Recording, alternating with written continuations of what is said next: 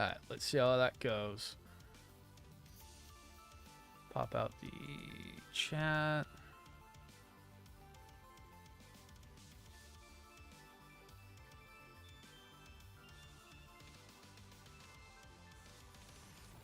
Alright. There we go.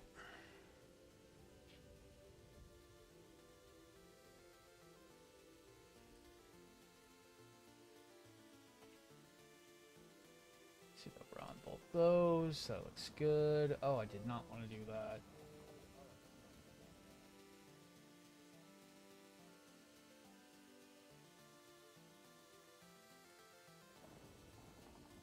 No. There we go.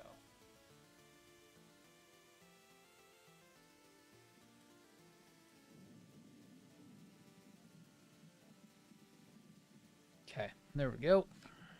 Everything looks good. Cool. And we look good there. Cool. Awesome. And that render lag will... Not render lag will freaking even out after we get started. We're not really doing too bad. We're only at 65% utilization today, so we should be okay. What's up, Donut? Getting right back into it. Slow cooking our roast in the oven right now. And we are all ready and set up to go. Let's try to get these legs done today. Hopefully.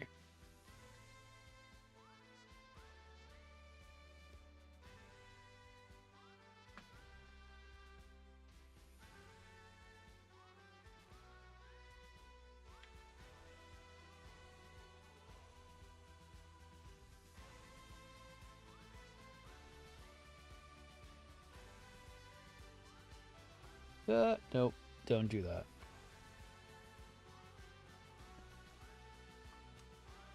What's up, Richard?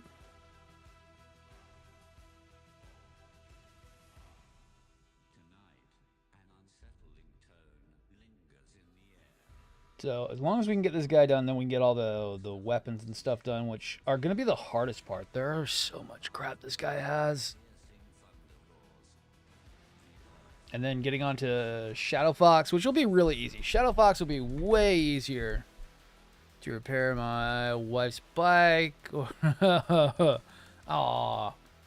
Bike is in bicicleta or motorcycle?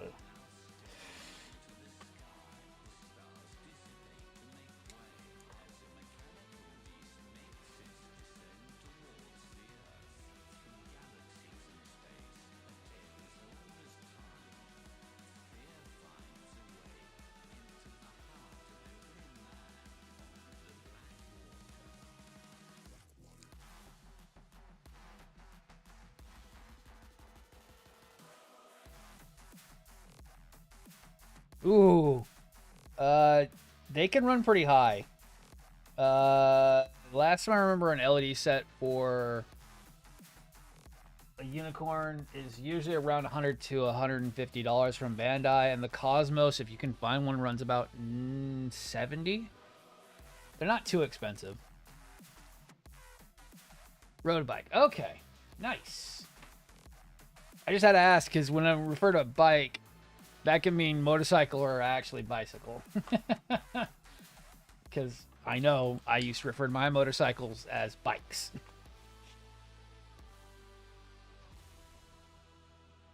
I still miss my motorcycles. Like as soon as I pay off my freaking car, I'm gonna buy a motorcycle.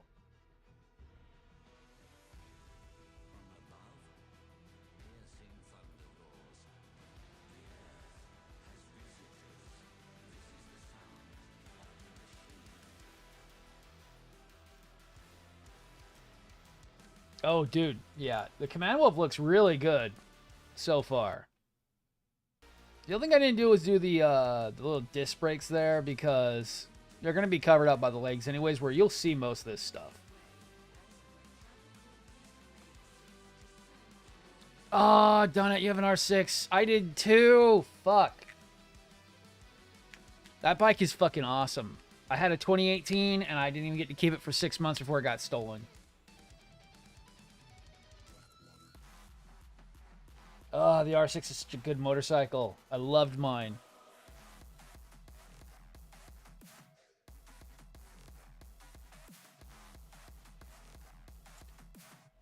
I either want to buy an R7 or find an older R6 or get an R1 when I buy another motorcycle. I don't know which one. The Yamaha bikes are really, really good.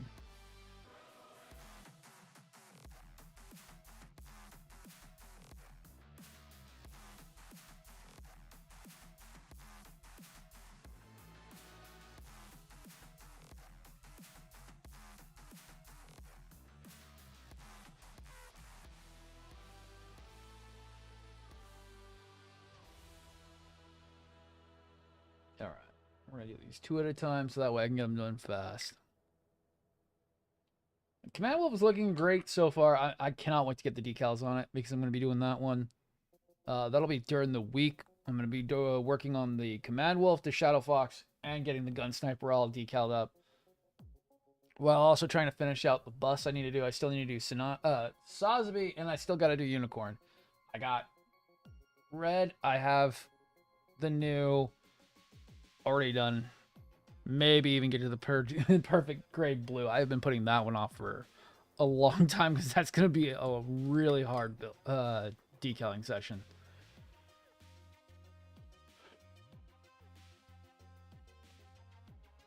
Okay, so 2 at a time so that way I can get this done as quickly as possible. The Shadow Fox is going to be interesting to detail because I may go with gold detailing. Because it being a darker unit, I have to use a metallic liner to bring out that detail. And I may do it all in gold to match the trim.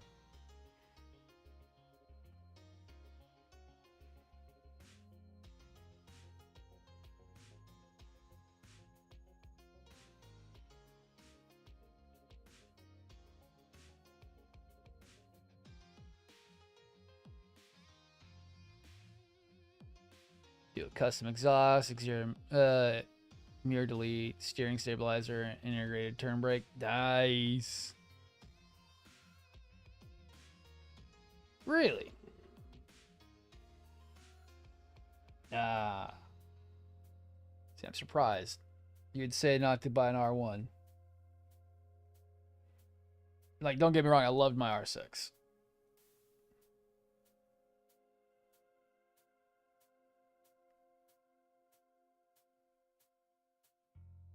I wouldn't mind getting a double 1000 double R BMW, but the maintenance on those is nightmarish.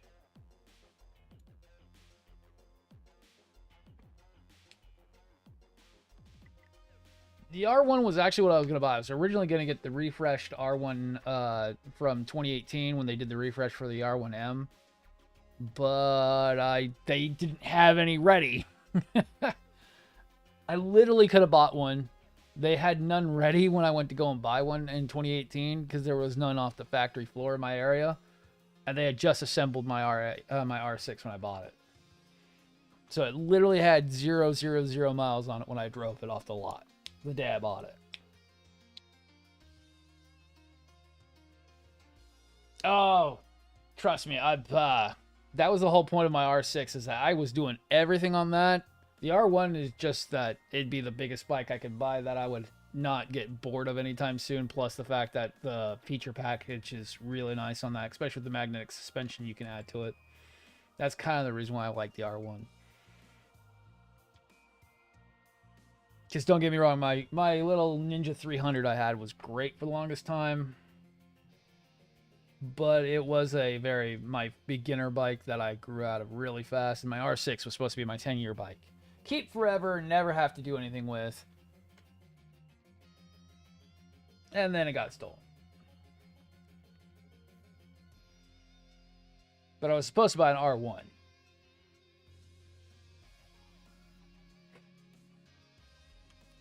But they had none.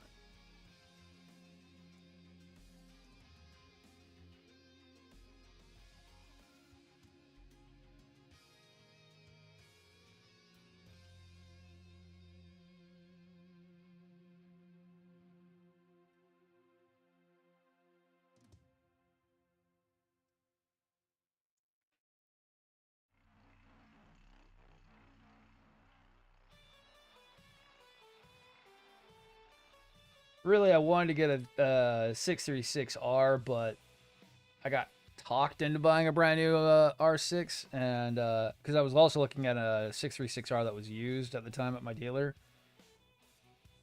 but they talked me into buying the R6, and I was like, okay, we'll buy a brand new R6. I'm fine with that.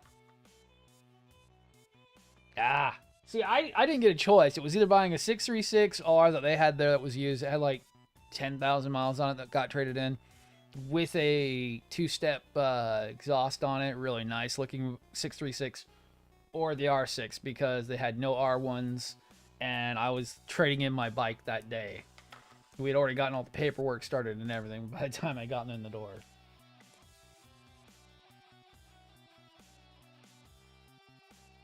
Keeping an eye.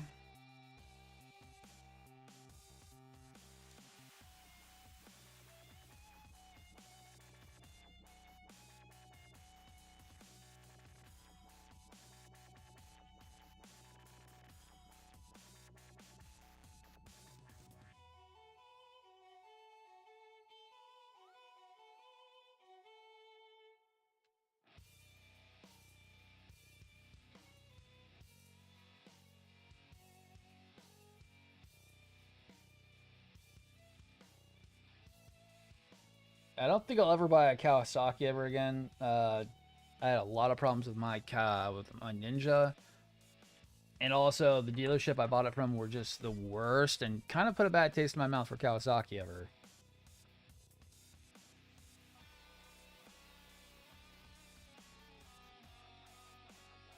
It was a great bike, don't get me wrong, but it had problems, especially when it was getting older.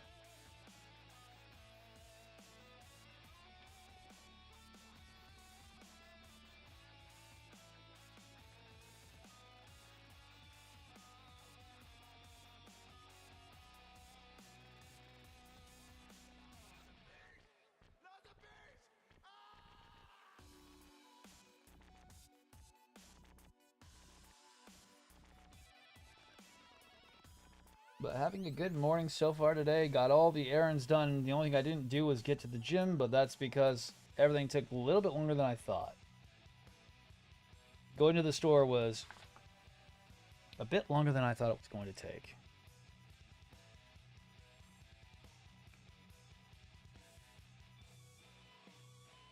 Are those little feet gonna fall off? No, okay.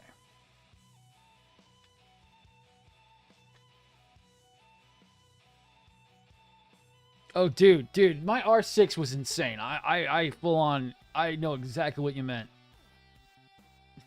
R1 to flex, pretty much.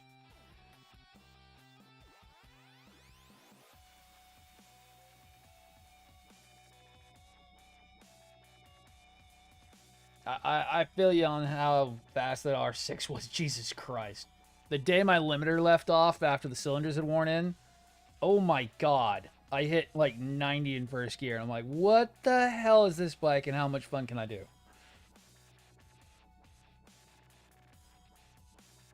The whole time I ever drove that bike, I don't think I really used 6 except for like 4 times on the freeway.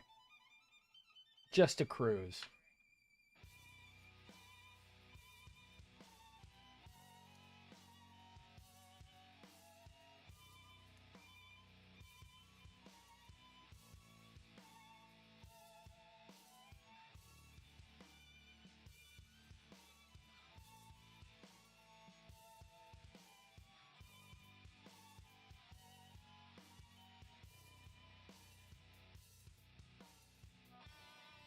Oh, I hate this split design. Terrible design on that.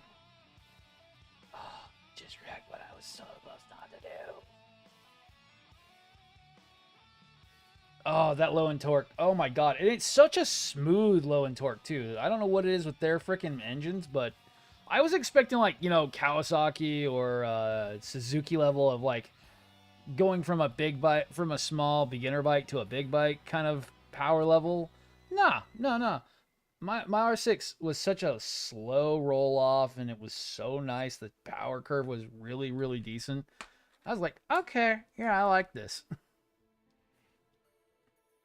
I was expecting more of a really pushy torque.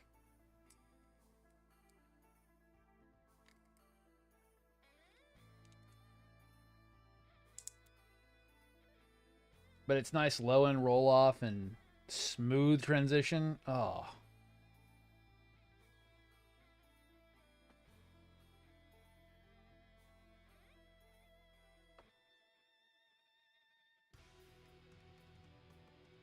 All right. And how's that going to fit very well?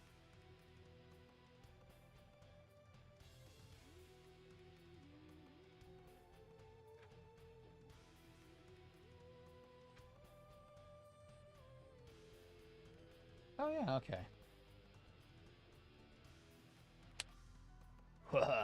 Yeah, classic Zoids. Very annoying to put back together again.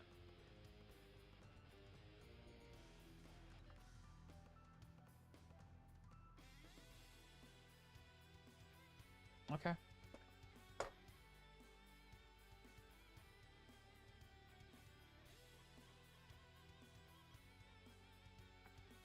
All right, so we just got to do the other one now. Yo, let's go.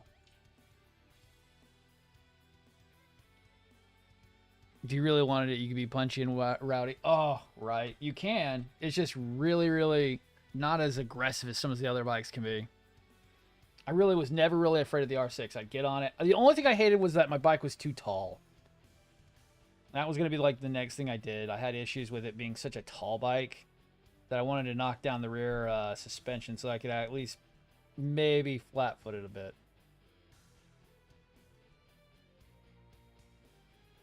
I'm 5'11". I'm 6 foot in some freaking work boots. And I still couldn't really foot my my R6 very well. Only complaint I had about it.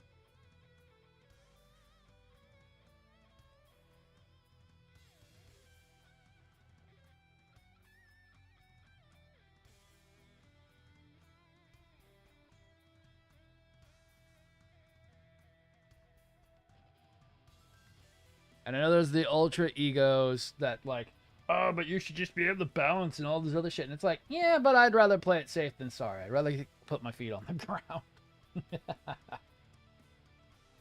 I'd rather not break a $12,000 bike.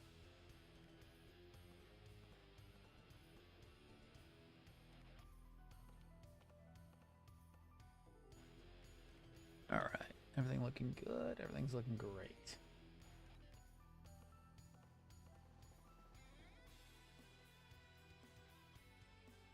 If I can get these legs assembled this morning, we will be doing good.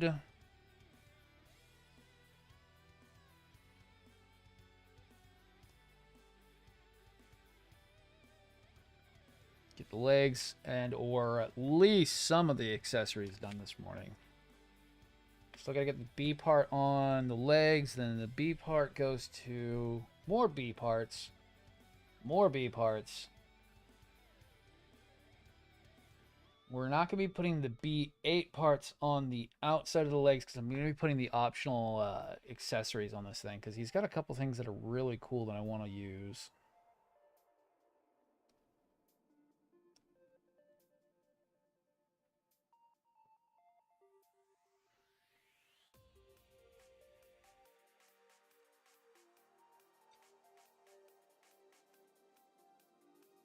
Okay, keep an eye on everything. Everything's looking good. Render times look great. We're not having too many issues after adjusting from yesterday's hullabaloo.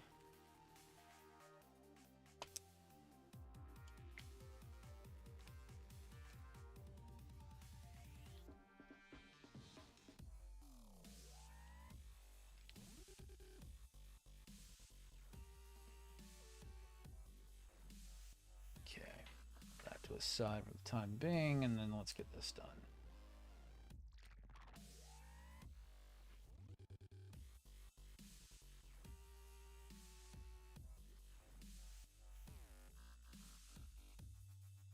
And around 12, I'll have to get up, go turn up the oven a little bit. The way the roast that's in there can get to proper temperature. Right now, it's kind of slow cooking. Need to jack the temp up. Or just to give it a little bit more punch. Get it ready by the time dinner goes. Still open then just 7 hours, so I go home. Oh my god, you're as bad as my wifey. It's literally how she acts, Ajax. Always counting the time till go home. See, that's where that's where it's like, I can't do that in my job because it's more about time management, because anything and everything can take the same amount of time. But you always run into the issue that some things can actually go into overtime to the point where you can't really say, oh, it's only 7 hours till I go home, because there is no go home. There is such thing as that you have to get it done. There's no, oh, we'll just come back tomorrow. There is no come back tomorrow. I hate it. I get it, but I hate it. It's either you get it done now or someone's going to come and get you.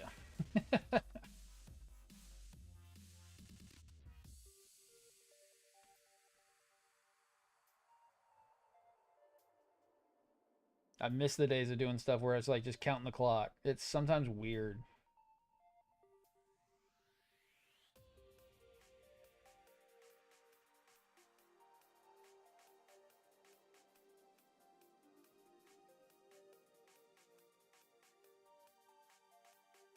Because what was it? It was last weekend? Yeah, last Friday, literally ran into that where I ran into an overtime situation literally out of my control.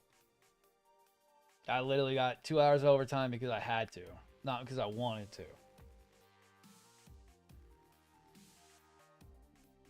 Whew. 10 and a half a day, god damn.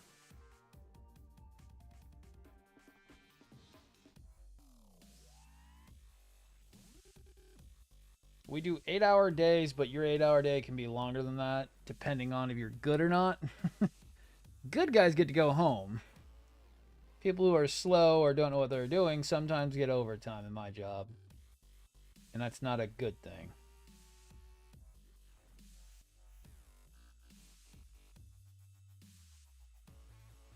Plus and or mandatory overtime, which is our mandatory on-call sessions.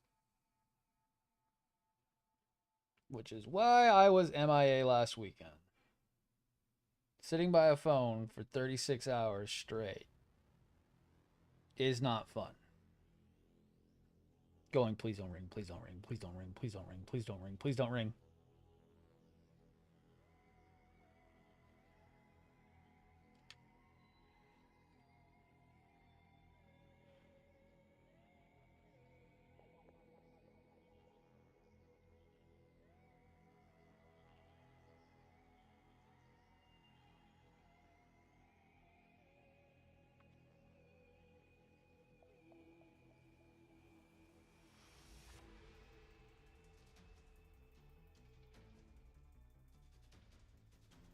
Ah. See, I still don't get away with dealing with people. It's, what'd you break? Why are you lying to me? And please stop acting like I'm an idiot. I think I still hate that stigma that mechanics are evil people who are just here to steal money. It's like, no, B, I just want to go home. So tell me what you broke so I can get the fuck out. No, I've been doing this for 10 years. I know when you're lying to me.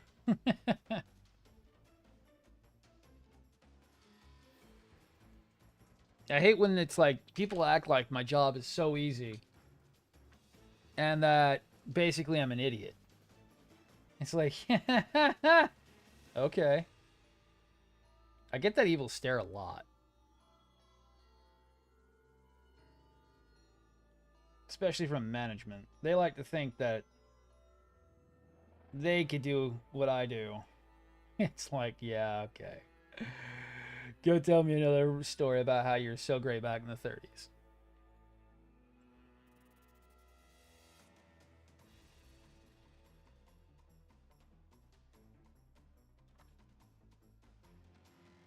Because always the tough guys. Tough guys who think that they're smarter than the mechanic. It's like, come on, man.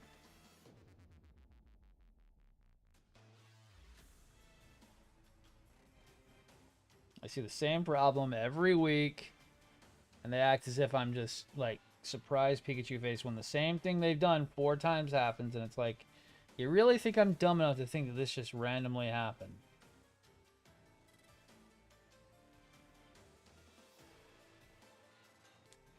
Yeah, it just definitely, you ran it into a wall. Yeah, you definitely ran that power jack into a wall. Mm-hmm. It just happened to be that you didn't run it into there. The wall jumped out at you. Okay.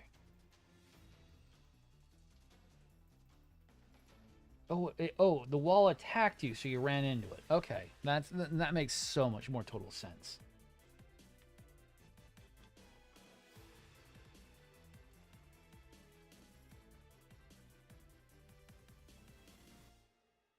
You had to defend yourself by running into it as fast as possible and breaking my unit.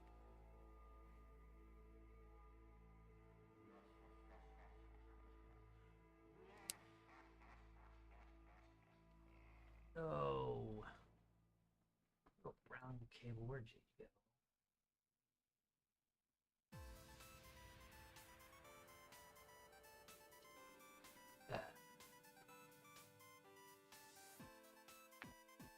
Drop the little power cable on the ground.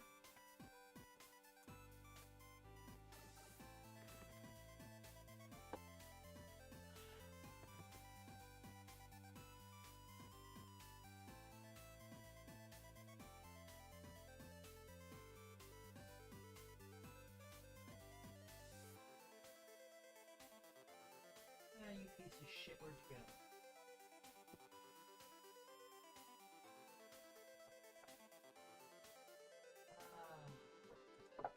it. Be right back.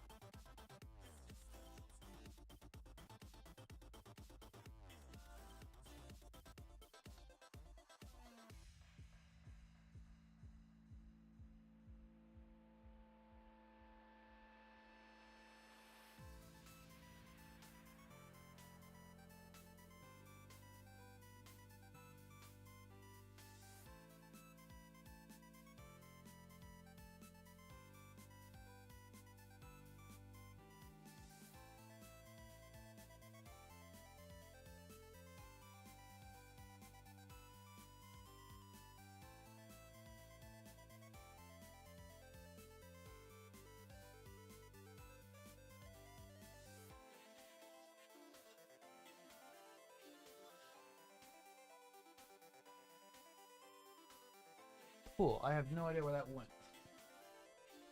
I swear it hit my foot, but I guess not. God damn it. I swear it hit my foot.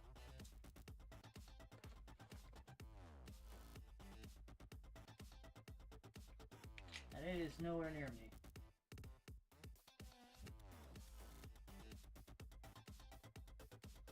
Don't think we have any extra parts on the frame. We use the same ones for the next one.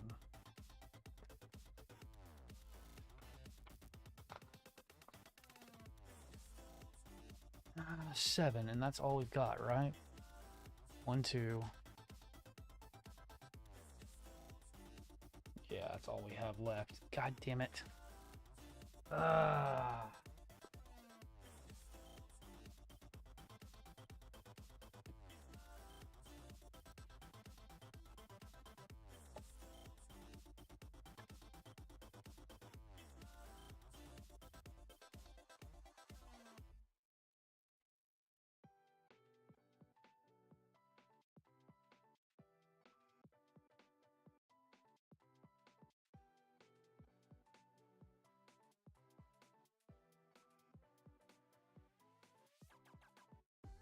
God, that sucked.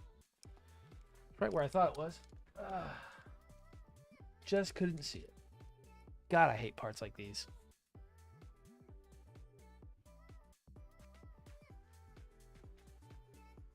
Oh, I hate that. Sometimes I love Zoids, sometimes I hate.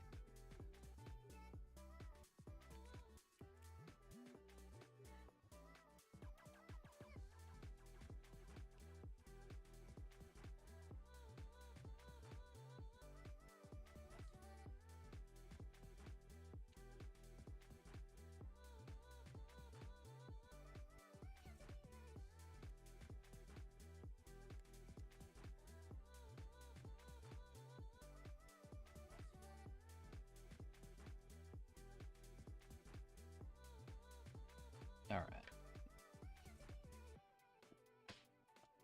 Yeah, yeah. I do carpet cleanings and disaster work. Okay. Nice.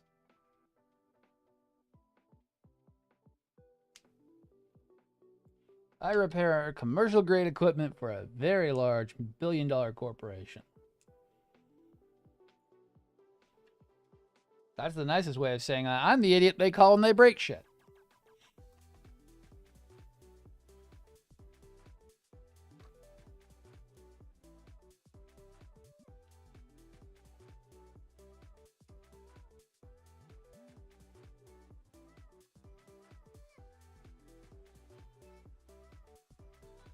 Dude, Arsenal, trust me, Zoids, if you've never built one, are really fun. You just got to be patient because they can be frustrating at times. This one's already tested my patience a couple times already. Those legs alone were somewhere. They're not even finished yet. That's what's even worse. Legs aren't even finished yet. We just had the frame done, and we still have another 10 parts to go before these legs are finally finished. I wish I was kidding.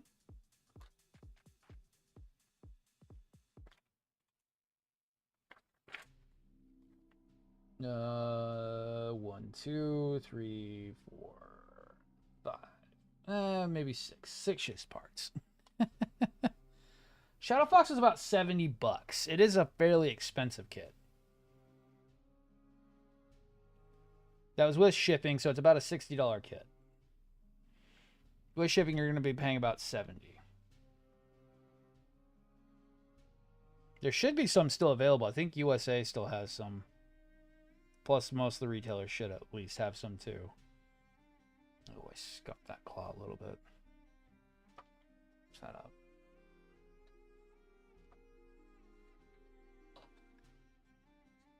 Oh, right. Yeah, there's so many white white Zoid kits too. We have the Shadow Fox, the Conic Wolf. I mean, not the Shadow Fox. The Command Wolf, the Liger Zero, and then we also have the Conic Wolf coming out, where they're like the most customizable ones that you could do.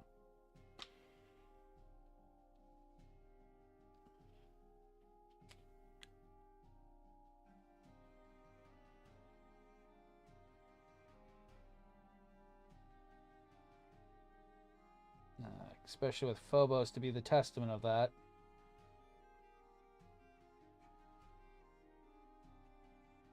All his custom Ligers he's done over the years.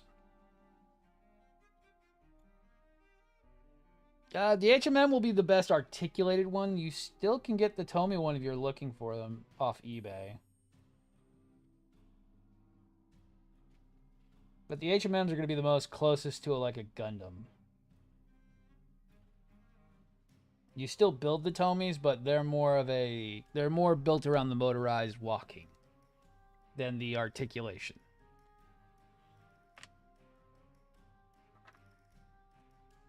The Kotobukias are more, I would put Kotobukias, how are they graded? They're 172 scale. So they're huge. They are giant when you get into the bigger kits. To put in perspective, Arsenal, the Gojulus is a 172. It is so large. The box takes up half my space at the moment. It's larger than most perfect grade boxes I have.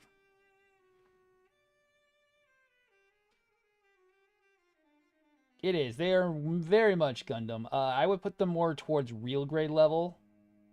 They are much further advanced than than master grades.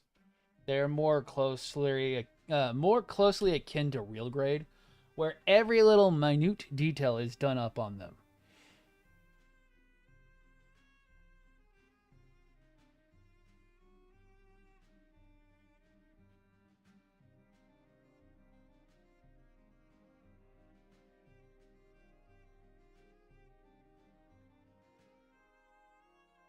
And I'm just getting all 4 claws done so I don't have to come back and do this again while I'm working on the next leg set.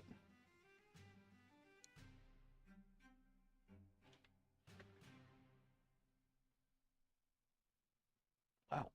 Full house today. Jeez. What did I do to be so popular today?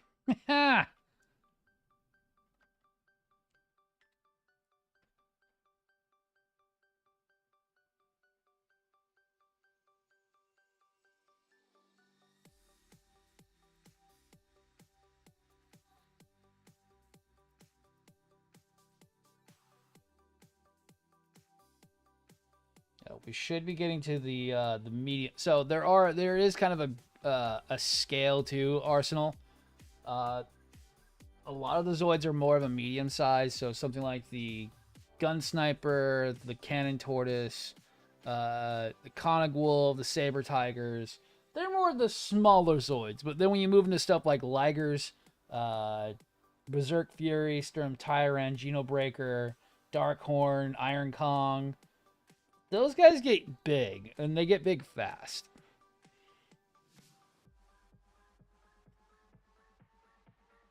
So I have an entire shelf with just 4 Ligers on it because they take up the same space as a perfect grade. Horizontally.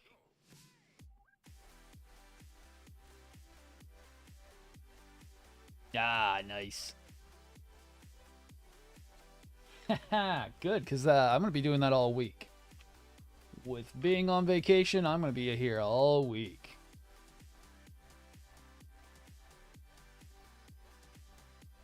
Oh, yeah. I know which one you're talking about. I think I've seen Phobos have one of those ones. A lot of the Zoids really didn't make it to the HMM market because the HMM mostly focuses on Chaotic Sentry and New Century model kits because they're the ones that were more popular. So a lot of the more interesting Zoids don't really have a model kit just yet. But with the way Kotobukiya seems to be ramping up production, we might see more of the obscure kits coming out. I mean, we got Storm Sorter, Konig Wolf. We're getting a lot more. Them reprinting the Gojulises is really sick because it has to cost them a lot to do that model kit. There's no way they're not operating at a loss for how big that kit is and how complicated it is to do.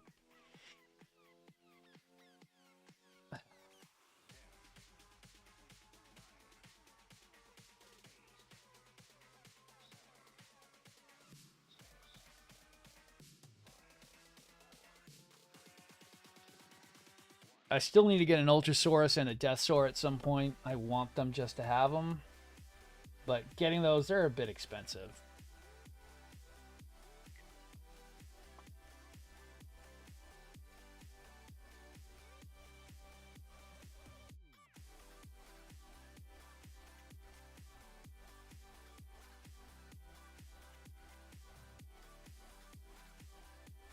And that's the other thing I think of. The worst part about Zoids actually is they are super expensive.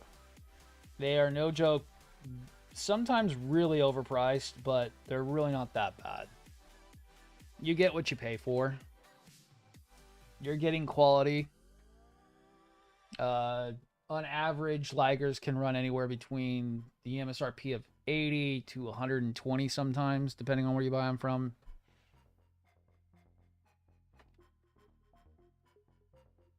And then the bigger kits just get more and more expensive from there.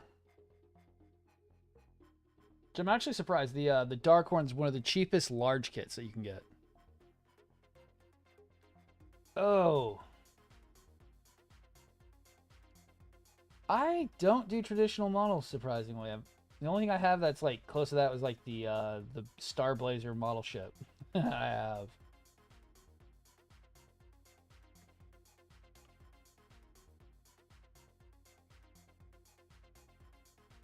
I know there's a lot of people who convert them to RC nowadays.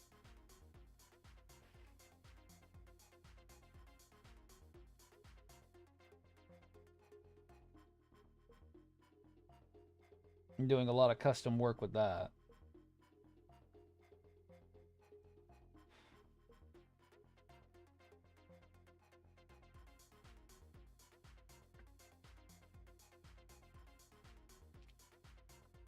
No, that would be sick.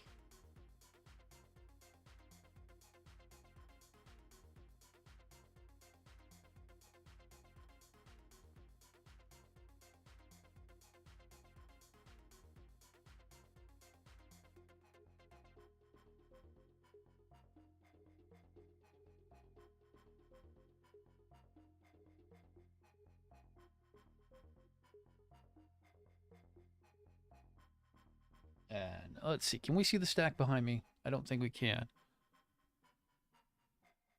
Ooh, why is my camera mount all wonky today? We are going sideways real fast. Okay, let's see. If I can turn. There we go. So I have a shit ton of these things stacked up. It's kind of why we're just burning through them like crazy for the summer's build.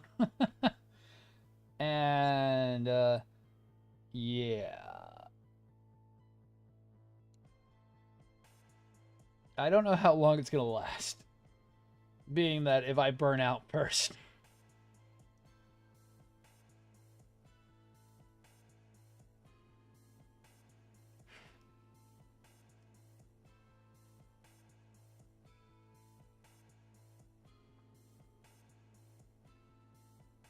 Oh, am I doing the split stream camera? I actually have a very complicated setup arsenal.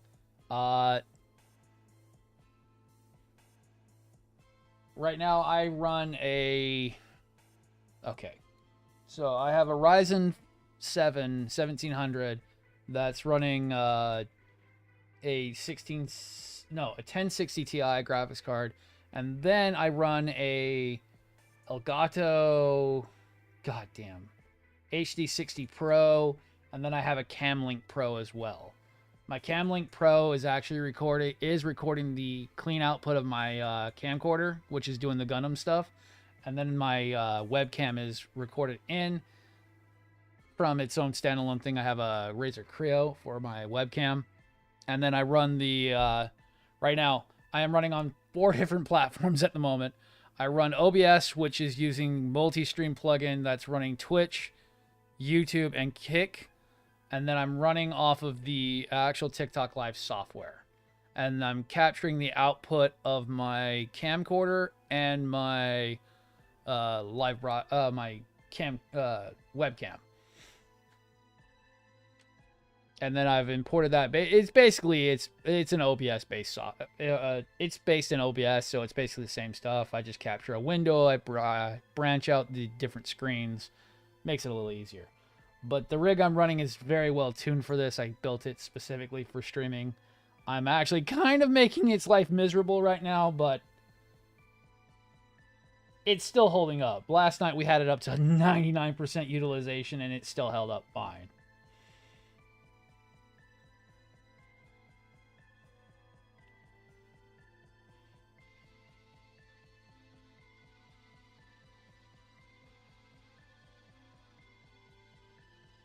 I just recently got the Camlink card, so I no longer have to switch between gaming and building. I used to have to switch HDMI slots. Now I don't have to do that. I have a 4-input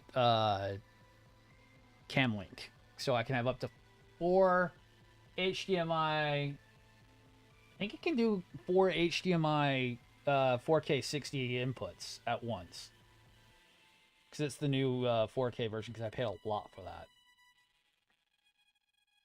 with also having my HD60 Pro going at the same time.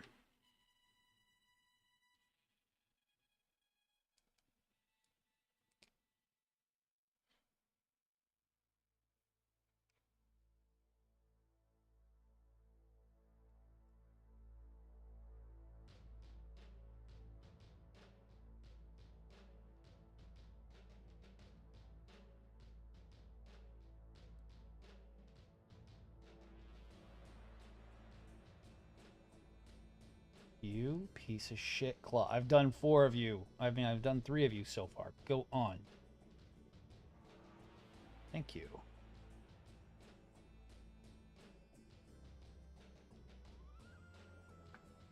Okay, so the feet are done for when I get to that. So I run a fairly complicated setup. It works really well. I've been curating it for the last couple of years. I recently had to change a water pump on it because it died. But it was well within its service life, so wasn't a big surprise. And that rig's the one right beside me, right there. God, my camera is really crooked today.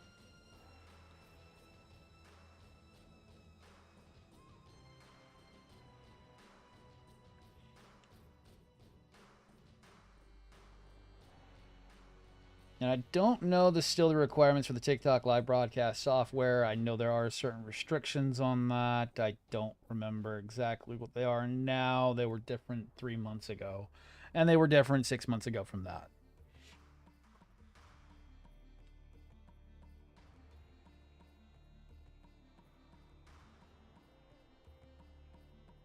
I will already warn you right now, if you do use the TikTok live broadcast software, it likes to change your settings in your computer a lot. I have to change my sound and audio settings back to where I normally have them because it likes to jack up my audio. And be an outright nuisance about it.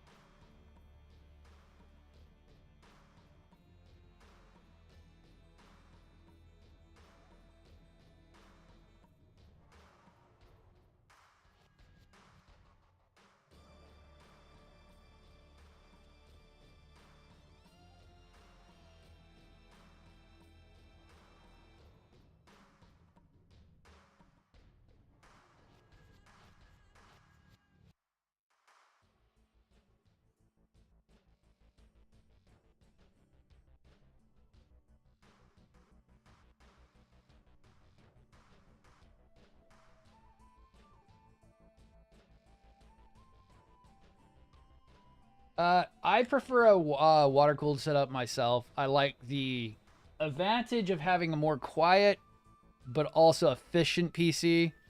Air-cooled, I don't like having to have as much positive airflow that you have to have for an air-cooled setup.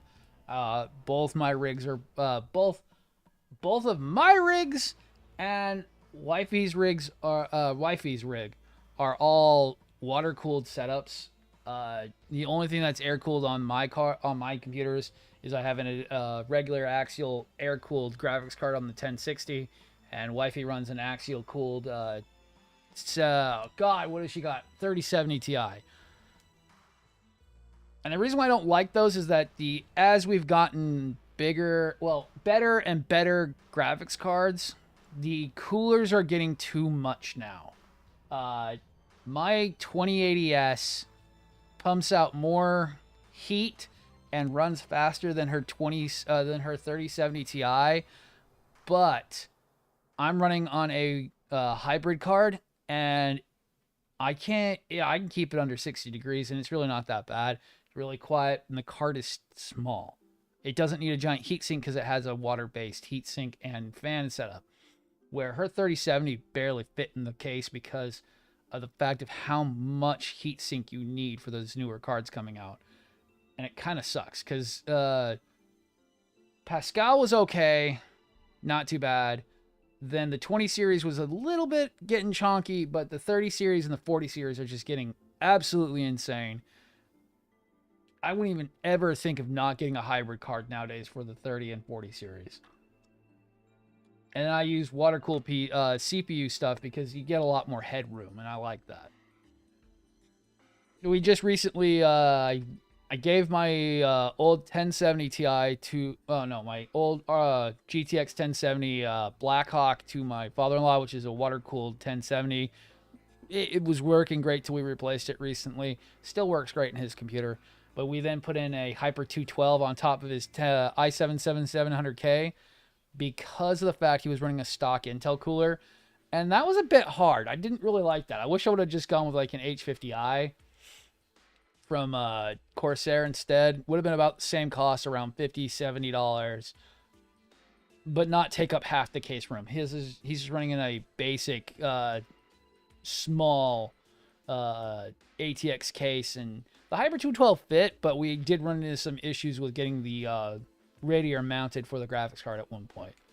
So I do tend to prefer water cooled. It's easy. There's less risk than there used to be. AIOs are pretty good. You're not usually gonna have one leak. I've actually had 2 die of old age, then leak on me. They died from being so old that the coils in the pumps died. Yes, that first one, a couple of the first ones that I saw were Linus and some of the other guys who've done it. The problem with mineral oil is it degrades the silicon over time, and you can't really get the mineral oil off of it. And there's a lot of risk with doing the mineral oil setup. Everyone always talks about it. It's a neat idea. It is cool, but the maintenance and cost of doing it is just the hardest part about doing the mineral oil PC. I thought it was a neat novelty idea, and then after seeing the aftermath of what happens, you can't really resell or reuse the hardware after it's been done, because it's kind of it's not really destroyed. It's just in such a miserable state that you don't want to put it on anything else, just due to the fact that it's kind of messed up. Messy. Not messed up, but messy.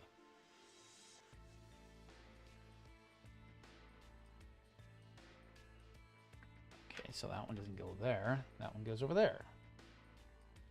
Neat, they're keyed.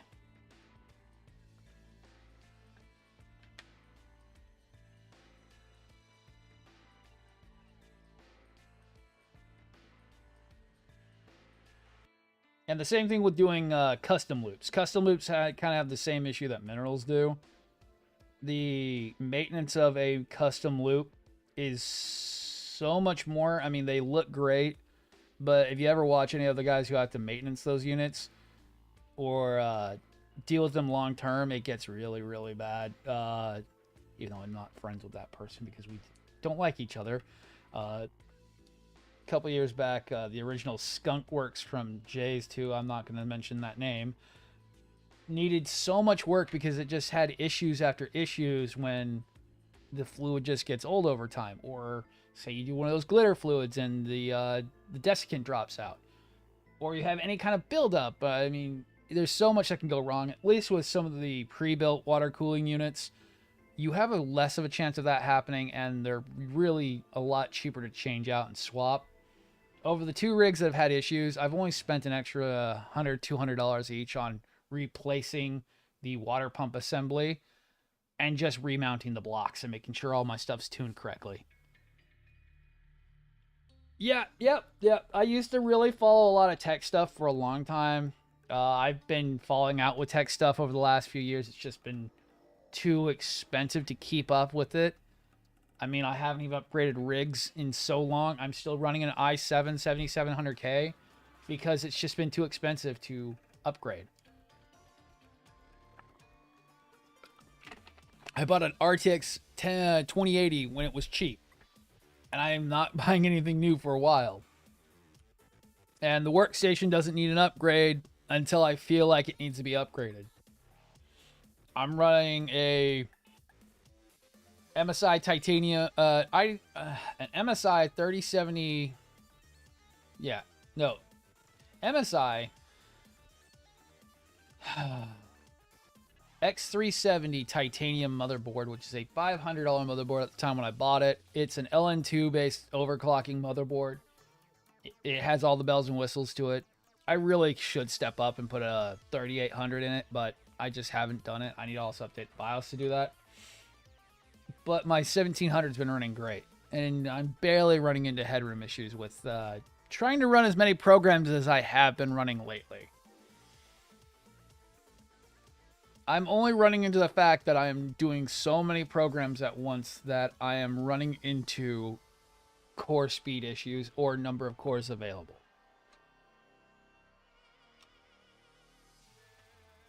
I'm a Ryzen fanboy because it does exactly what I want it to do. Everything. It's not a one-trick pony. And I am mad I bought an Intel just before Ryzen Gen 1 came out.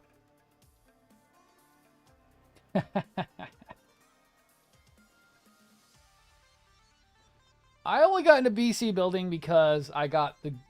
when I moved to my new position where I'm actually making enough I can do it, I started looking into how to... I got bored. It was kind of the reason why I even started doing Gundams on stream is because, you know, gaming's fun, but I would build Gundams in like an hour, 2 hours, and I get in trouble for it because it's like, that was supposed to last you the whole week, and I'm like, I'm already done. So doing it on stream got me into slowing down a bit and taking my time with them. Doing more detail work like I'm doing now has gotten me to slow down a bit more as well.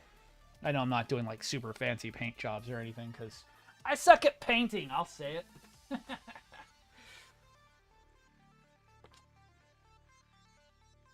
But then building my own computers was because how can I get further and what can I do to make my to kind of get me back up to par on stuff. And trust me, I made some ugly PCs when I first built my first two. One was called Red, had like 17 plus fans in it that I just kept adding on to, thinking that was smart.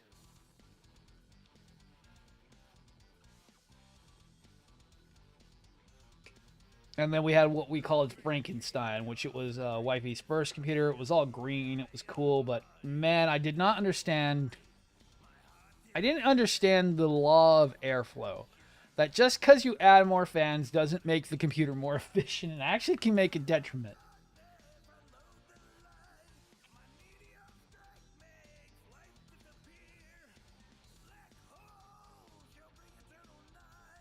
Oh, they're actually both B5. They're actually both B5. That's awesome. That means they're not special. Yay, not specials. Oh, and we need G again.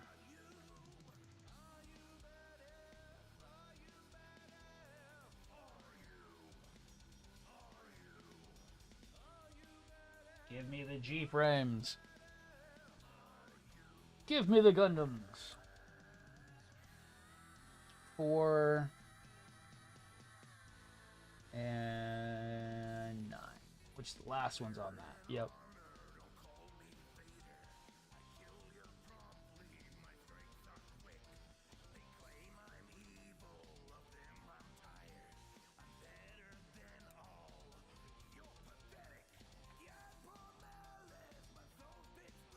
Okay. Got it. Shit, the only reason why I'm even working on my cars lately is because I finally have cars that I can work on.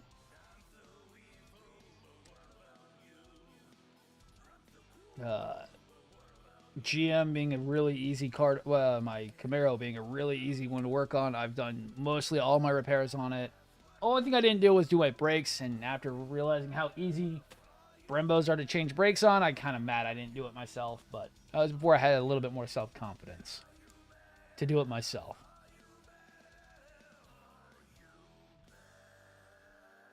But been trying to be a little bit more frugal with money, and the problem is I cannot afford mechanic work all the damn time. Stuff gets expensive fast. F9. Or someone tell me a belt cost $300 to change out when it took me 4 minutes to do. I no joke had someone at a Pet Boys tell me it took 3.5 hours to change out a serpentine belt.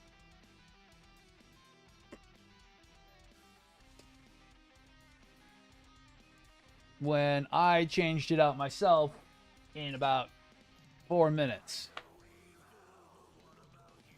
Didn't help I had to buy a custom belt because the person who had it before me changed a bunch of parts on the damn thing, and I did not know that at the time.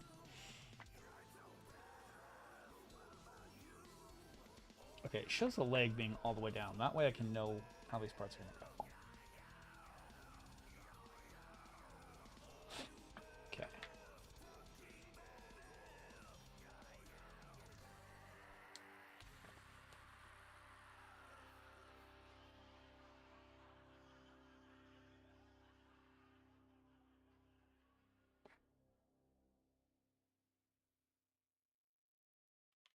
I don't complain about nothing nowadays other than trying to get things taken care of because that's also what it also comes down to where my work is like. I work with my hand. I work as a repair technician for a company. So lately I've been getting a little bit more hands-on with stuff because if I don't, I'm not moving forward. And then trying to tell that to the guys I work with would be really bad because a lot of them do the same thing. They do everything themselves because we pretty much have every tool. Especially nowadays, the company I work for is actually buying us tools this year, and it's really awesome because we've been forced to buy our own shit for the longest time.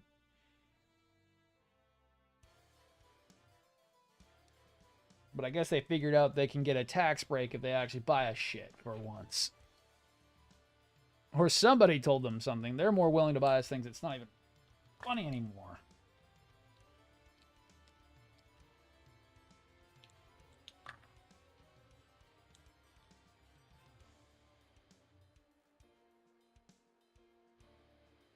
And without hesitation or begging.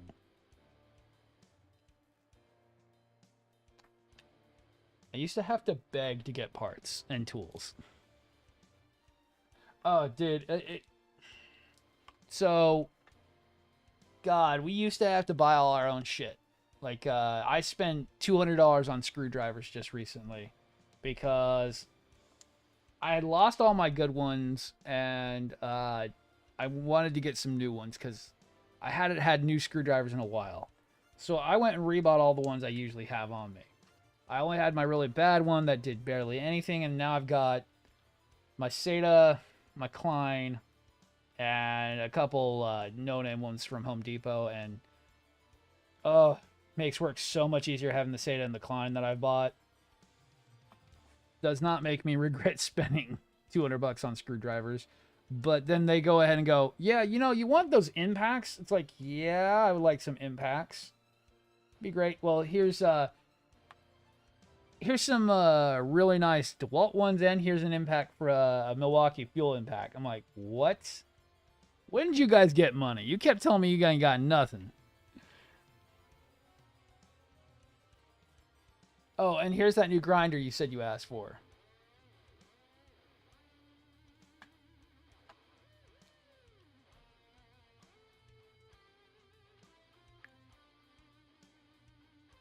Oh, dude. Don't even get me on sockets. I literally my best socket set is one I bought to fix my old motorcycle, and it's a really decent freaking Pittsburgh set, but man, do I pull that out all the damn time. And my little mini Pittsburgh torque wrench that I have. It's not a very big torque wrench. It can only go to like 110 pounds, but it can go as far down as 5 pounds per square inch. But that little bastard has saved my ass so many times over the last few years. And it's just a Harbor Freight freaking Pittsburgh torque wrench.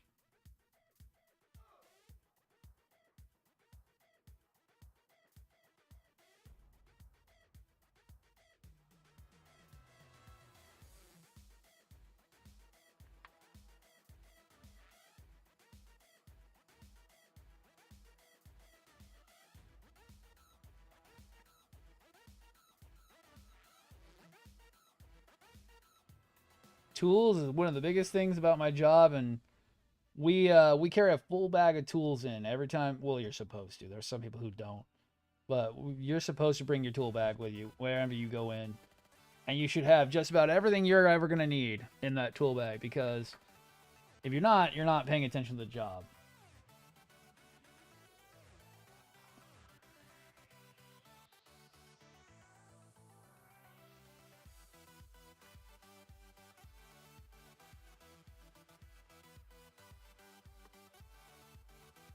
The guy who has to go out to his truck 9 times because he doesn't know how to bring in his tools is so annoying sometimes. Like, dude, why don't you just bring your whole tool bag in?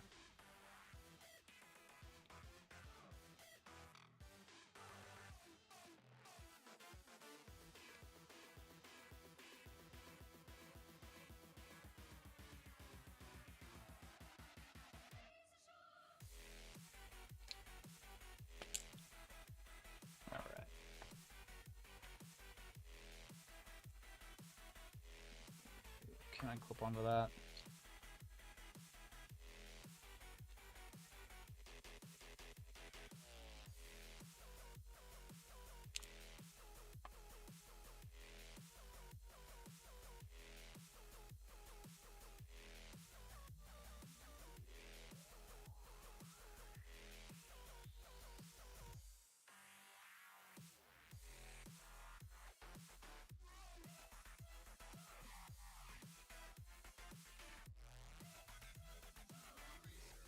I haven't have tools in the house because, man, I always run out of shit. My iFixit kit gets a lot of work whenever I'm doing computer shit. I've got a couple. My big 4-pound double peen hammer that needs to go back to my work truck. He's still sitting somewhere around the backlog because I had it in here for a reason not too long ago.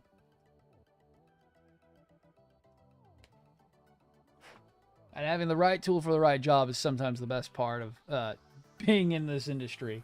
Because, man, when I had to take down the old desk that used to be behind me where the shelves sit, and I had a old couch that we never used, my Sawzall came in so handy at getting rid of that stuff. Just burr right through it all.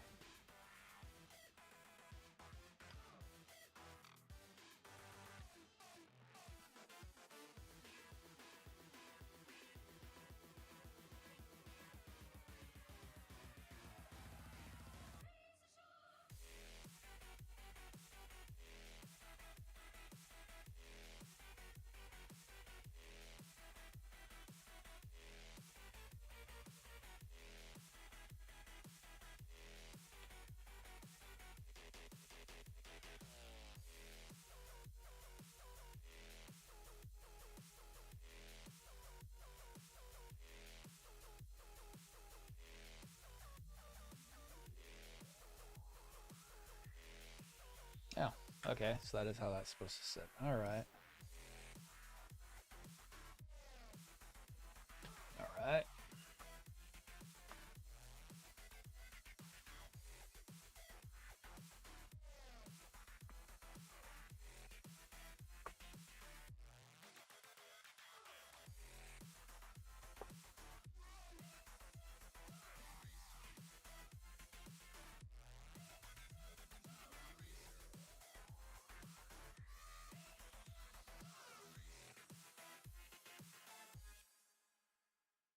Go right. Roll card. Oh, man.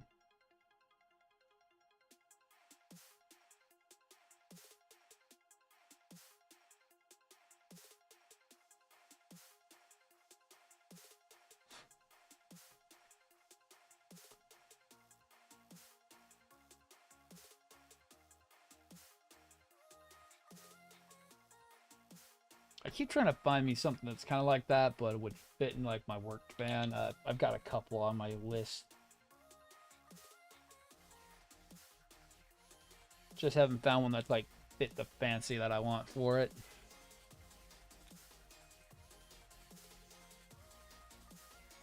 Or the little more that I'd like to pay for. There we go. Oh, where did that cap go? Fuck. Oh, it's right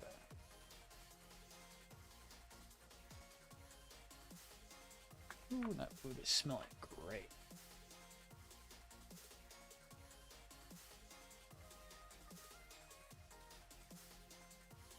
Ooh. About to get the Hanyu Gundam Verka, and I want to get the HWS system for it. Ugh. That's going to be a hard one. That's P Bandai. P Bandai had it up a while back.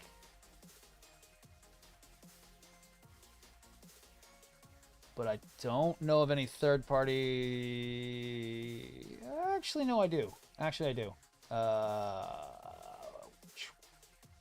There is a third party one from, God, is it Effect Wings or who is it? Let me pull it up. I know which one it is.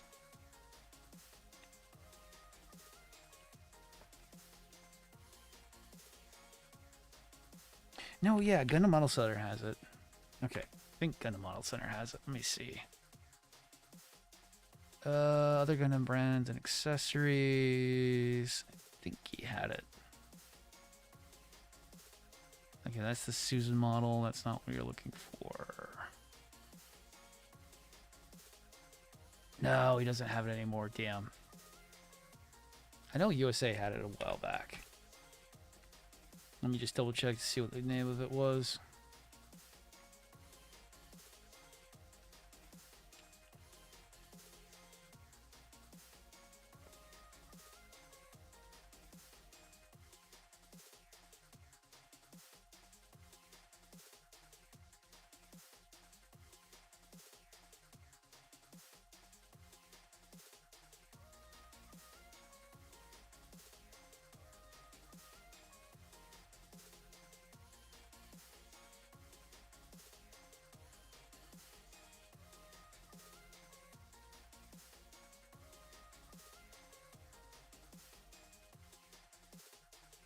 Oh, they don't have it either anymore. Shit. Damn, everybody had that one for a while.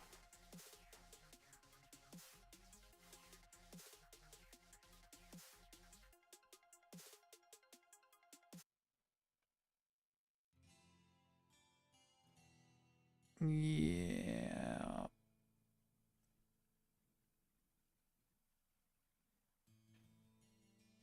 No, there it is. Okay, it is HWS. Okay. The HWS expansion is pretty easy to come by. And it's a, so it is by SJL. So the HWS SJL model FA suit is a heavy weapons variant. And it's regularly available, I think, I think some of my contacts on.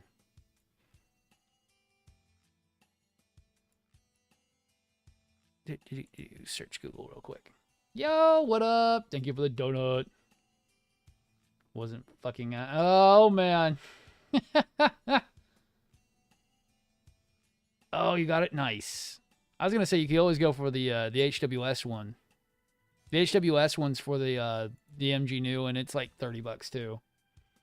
Lobos.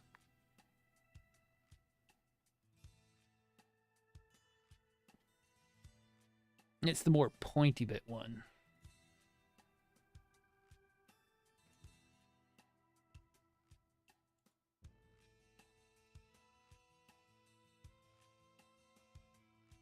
All right, going back, going back, going back. All right, lock back in. All right.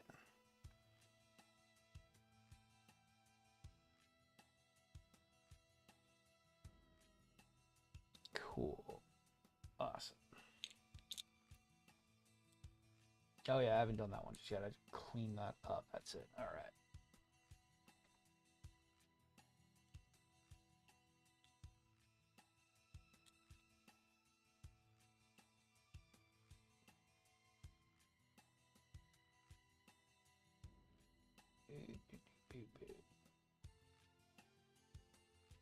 So far, the Command Wolf has still been a lot more complicated than I thought he was going to be. I thought it was going to be very... Oh, how could I put it?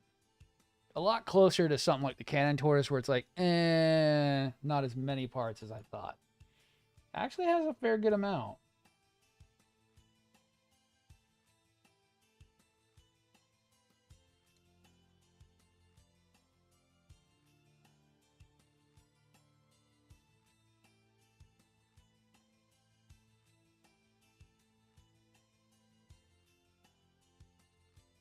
Was not expecting almost near Liger level of freaking parts.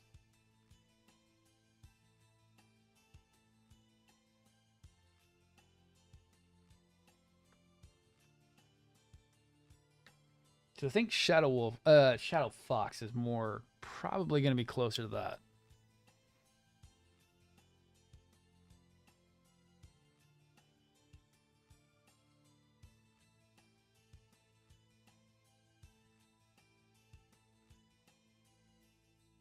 Where it's going to be a very simplified build and then done and on to the next.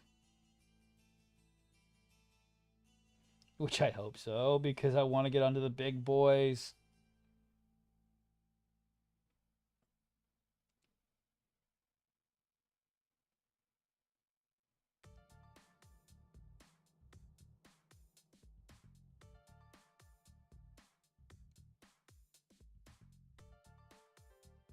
I'm not going to skip the lineup just because I feel like I want to go to the big ones immediately.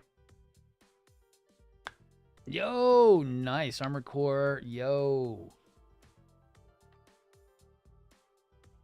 Okay, got it. Clip. Got it, got it, got it. Got it.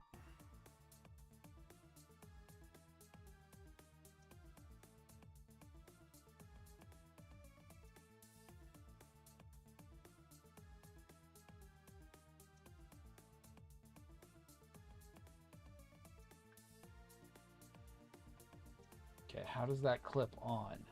Is it reliant? It is reliant on the B parts, so I need to get them out now. 8, 9, 10, and 7. Looks like they're keyed. Okay, and then we'll pretty much clear out one frame for one set. All right. And unfortunately, they need to be freaking detailed, because of course they do.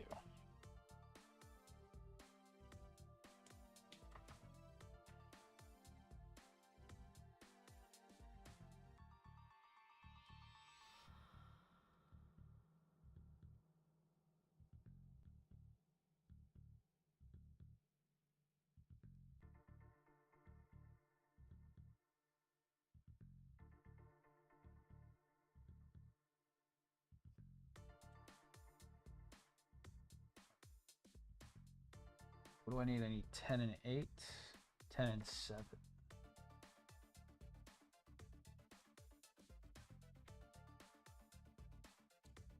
Looking up. Finish the news soon so I can get it started on the Saws Beaver Ka. Ooh. Yeah, you are picking some of the freaking most complicated kits to work on right now.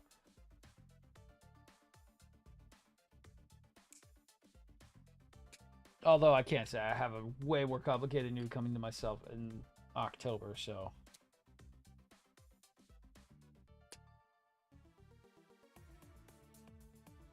Let's see, is Ajax still here? Ajax, have you seen the updates from that one guy who's building the perfect grade so far?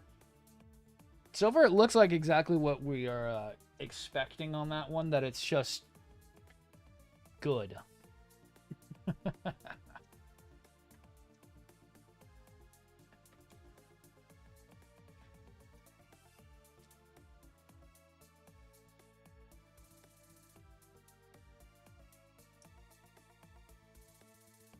Oh, that's going to be fun. Oh, okay. I see why we put that on there. Okay, okay, okay. I see. Oh, okay. I see. I see, I see, I see, I see, I see.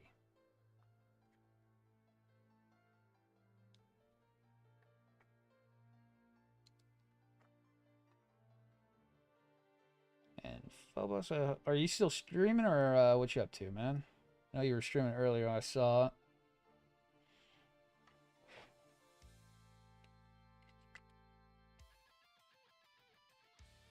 I'm still putting on. Nice.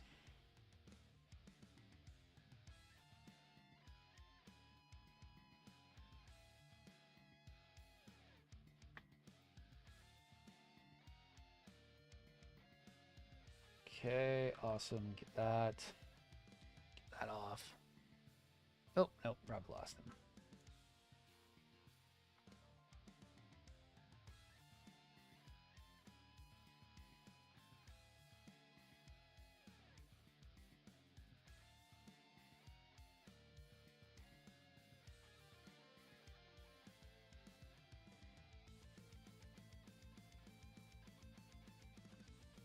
That's still one I don't know that I'll ever pick up, is the MGX Unicorn. Just because knowing my own style, that doing that pre-made wiring harness, I probably still do like I need to do a refresh on my own full armor that I have.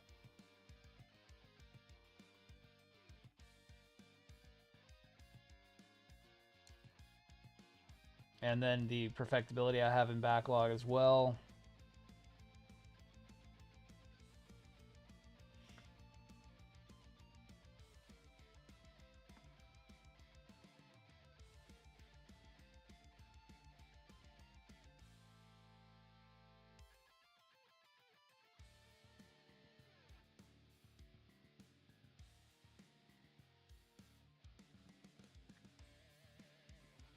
Ugh. I still wish the band would grab the MGX and then work with Cosmos to make a much better system for the MGX,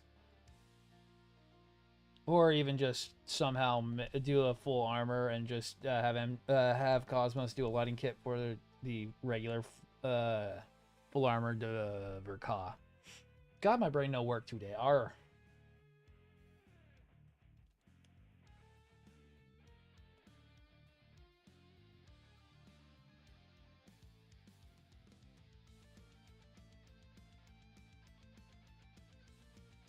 My damn brain not work good today. Oh, the Judge, yes. The Judge I want to get done at some point. That one's one that I bought when I had the money for it, so that way I got one. Because I missed out on the first one, and I really liked the Moonlight. Ed Storm, thank you. Hello. Pretty good. Working on the Command Wolf. God, I keep trying to say Shadow Wolf. Shadow Fox, Command Wolf. Shadow Fox is next. Command Wolf is no. I keep saying Shadow Wolf. Don't know why. We're about halfway through it. Getting the first set of legs done, then next set, then tail, then weapons. Oh my.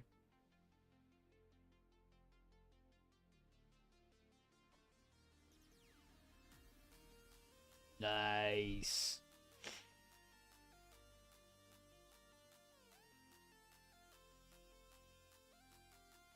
Sounds like what I want to do with my perfectibility. I want to add on the full armor to it.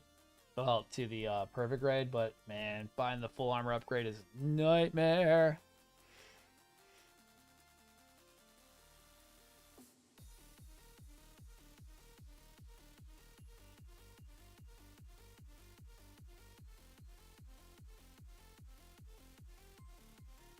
All right.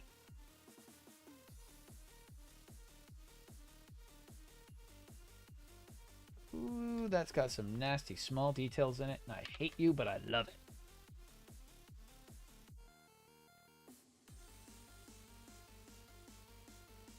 From what I know of, the Judge is not a hard kit. It's just it's a large kit. It's not the worst, and it's decent if you're not too handsy with it. I haven't seen anyone really have any problems except for a few who have just been a little bit too rough with the damn thing.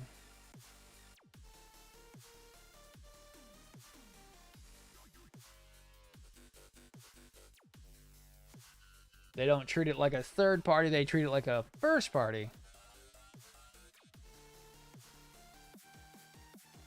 No, the perfectibility is the blue one with all the shields. It comes from, goddamn. I think it does come from, the Plan B perfectibility comes from the movie, but the gold one is the Phoenix, and the blue perfectibility is the, it's still the Arc Zero, but it's the Arc Zero Perfect. Because it has the VMBs, the DN, oh, god damn. The VMB, the thruster shields, the shields from the Phoenix, the full armor javelins. There's a couple other things. They just kind of mix match to make the perfectibility.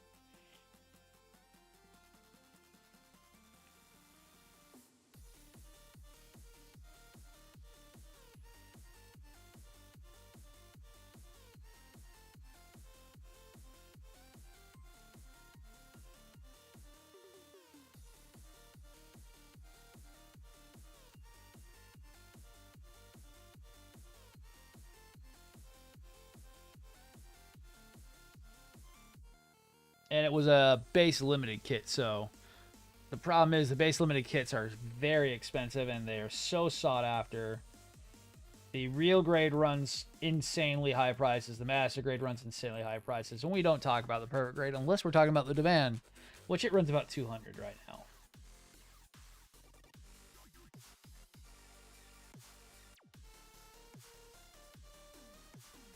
And for those who don't know, I be a pirate. I will buy anything from anywhere based on price and value. So yar har, I don't give a shit what Bandai thinks. Bandai wants to think that I should buy their model kits. They should produce enough that I get a chance to buy some. Cough, cough. Fucking goddamn Neo Zeon. Cough, cough. Every time I have the cash for it, it's not available.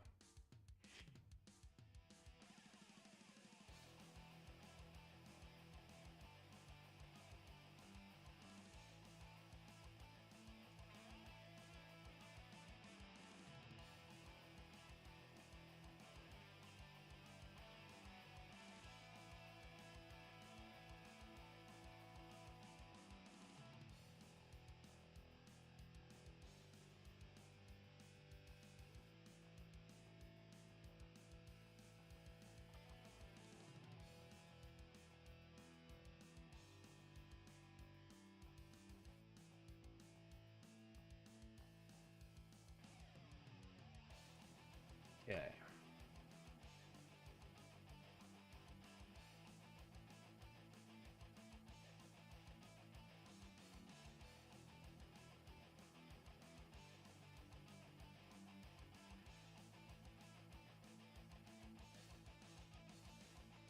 It's just so dumb. It's like, why would I want to pay overly hyped prices for things if they're not going to produce enough? So I freely say, if you want to buy something from a third-party seller or a third-party company, do not feel that you are being a bad person for buying it. You are being a smart consumer and telling Bandai where they can stick it, because they will not listen to you unless you do.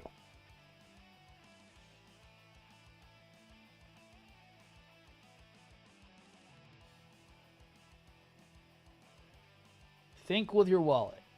Vote with your wallet. Bandai is the one producing the kits. You are the one buying it. Do not let them bully you into buying what they think.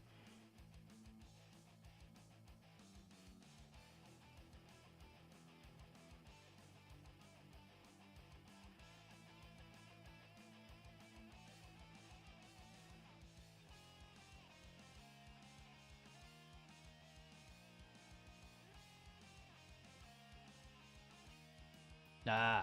Build your judge, color scheme to like You've been building all night? No. I took about a 6-hour break. I got off at 2, went to bed till 6, got up at 6, went to the store, and then got back on by around 9:30.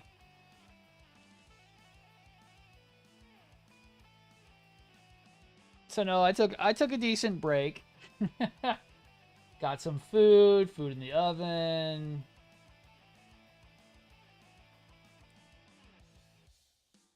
I'd be a lot further if I had. If I had stayed on it, I'd probably have this guy done. And be moving right onto the Shadow Fox. But I could not see straight last night. Past 2 a.m.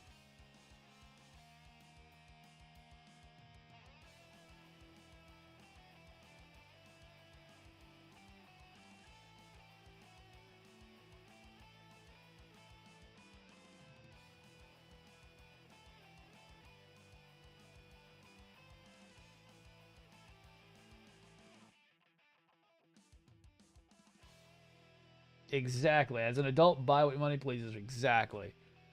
Trust me, some of my rarest model kits I have, my most expensive model kits, don't even come from Bandai. Oh, they are. They are very well detailed. And this is just I really usually didn't do that. My first 3 Ligers I've done, I never really did a whole lot of detail work on them. That was before I started really getting to my hyper detailing ways like I do now. Uh, so my Panzer, my Schneider, and my Jaeger are a little less on detailed because I didn't do a lot of that back in the day. I was kind of more just snap build go.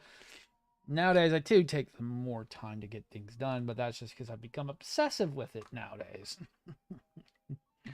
uh,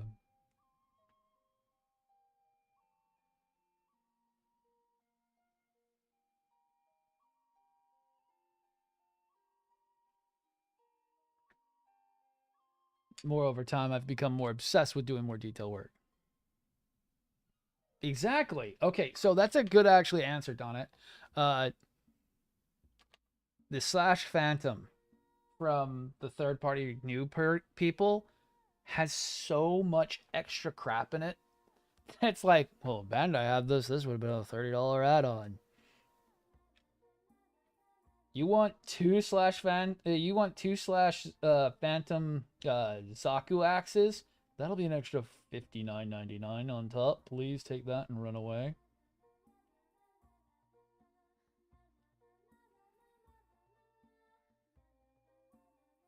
You want more? You don't get more, you get less. We'll take away your Phantom Zaku's, which they literally did to the Wizard slash Warrior set, and make it an add-on. You got an old Phantom Zaku green. Would you like to make him into Wizard or Warrior? Well, that'll be an extra $69.99. Please submit credit card here.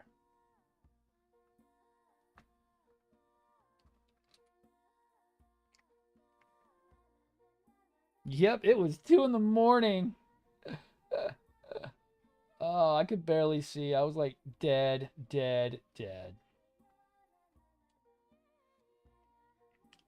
God, I still want to steal that the weapons off the slash and do something. I don't know what to do with it just yet. Because it is cool. It is insane to have enough to build 2 of the slash freaking axes, which is an insanely cool. It's the whole selling point of buying a slash phantom is the axe, and you get 2 of them.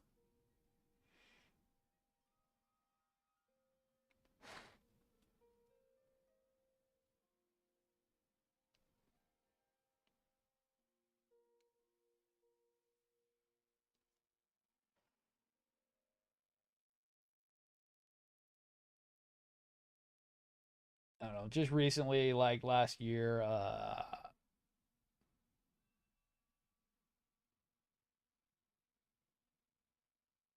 oh, Storm, you need to check out GundamModelCenter.com. They've got what you're looking for. Third party and all. Everything from Daban to Dragon Momoko, they've got what you're looking for.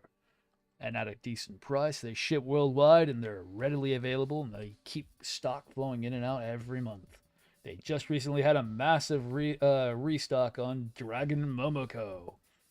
Get them all you can because they'll be rare and they'll be worth 10 times as much later on.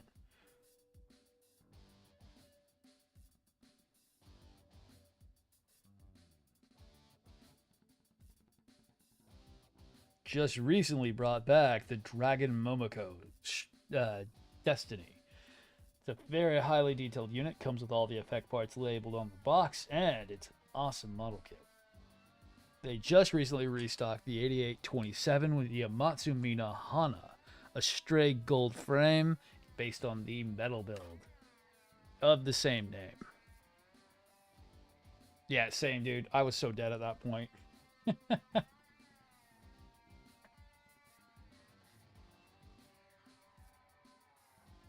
That is GundamModelCenter.com, GMC.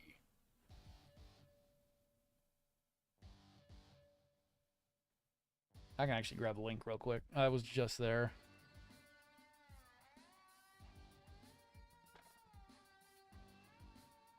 It even hot links to it. That's awesome. GundamModelCenter.com. Hello. Copy. Go back to OBS. Pasto. GundamModelCenter.com. His shipping's really good. He doesn't really fuck around. Make sure things get to you pretty damn quickly and very fair, quick shipping. Jan has done me good so far. The only thing I wish is he'd not post everything like a freaking madman and just let everyone go like at it like savages. Because I still feel jaded about the fucking goddamn the new perfect grade.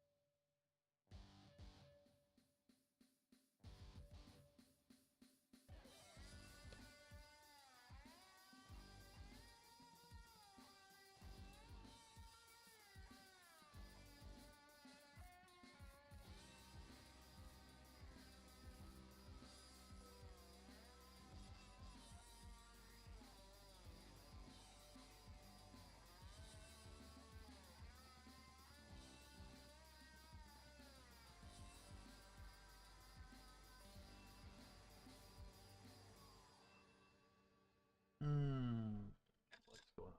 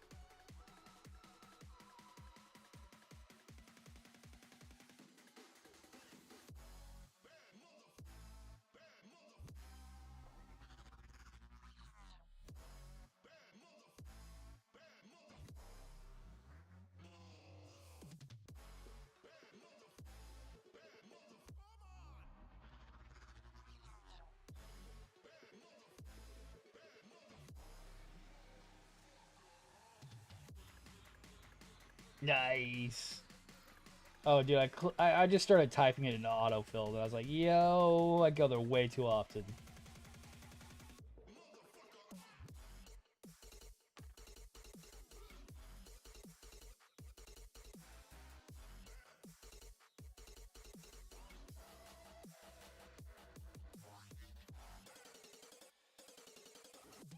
Them and Gun Damn It right now are my two like biggest suppliers.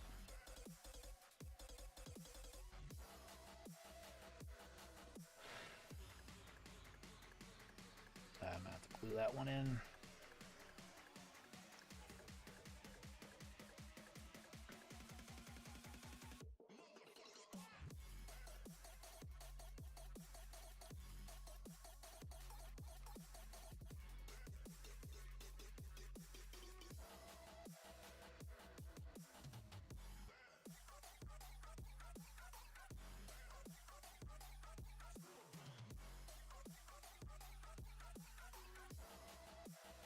And oh, dude, he's really good. Trust me, he ships all over the world, and his shipping is like top notch. He's not like Samuel Decal, where Sam's gotten so fucking expensive I can't buy from him anymore. I literally cannot buy from Samuel anymore at all.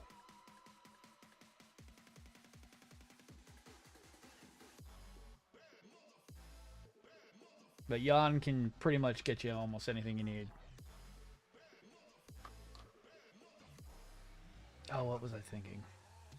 God damn it.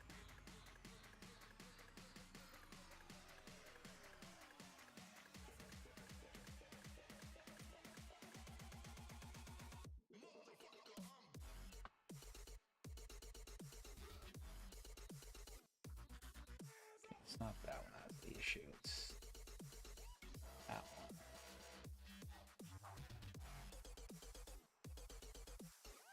No, it's just that one. Okay, that's fine.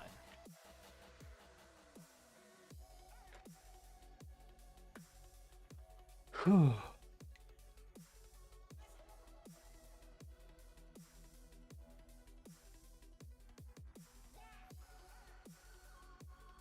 And don't be afraid of third-party kits. If you've ever built anything that requires any extra care or you've done any customizing, you can do a third-party kit. The band kits are not nearly as bad as they used to be. They've actually become fairly competent. Really, they've become the best kits in the world. They're becoming almost as good as Bandai.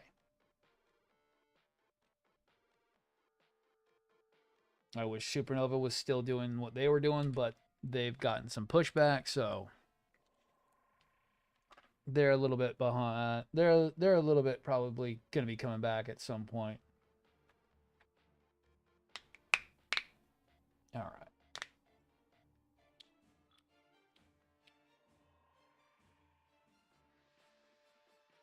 Exactly. Third party needs a little bit of TLC, a little bit more learning and care. Same thing with Zoids. Zoids need a lot more help. They are not perfect in any way. You have to really understand that Zoids kits, if it looks like it needs to be glued, you glue it in place because there is no try. It is do or do not. Because if you do not, you're going to be going back and redoing it all over again. I know from experience.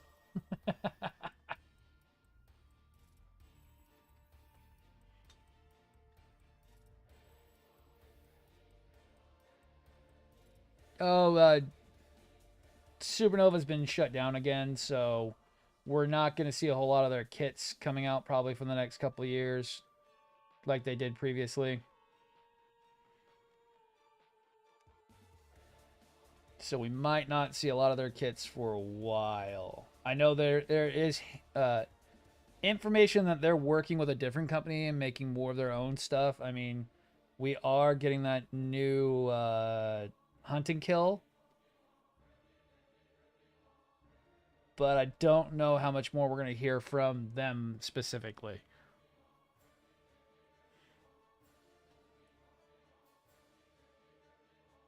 And that's just because Supernova kits are, well, Supernova itself was doing some not so tasteful things with stuff that, I mean, I'm not going to say it. I love their stuff.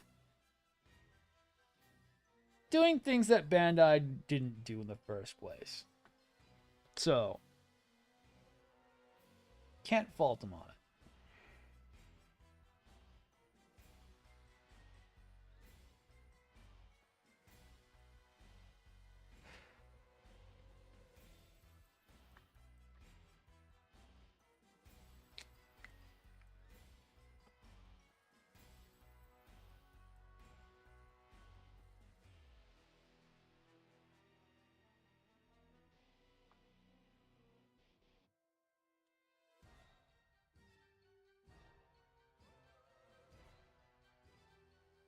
Yo. Oh, have you seen the new one done it? They have a blue one coming out soon.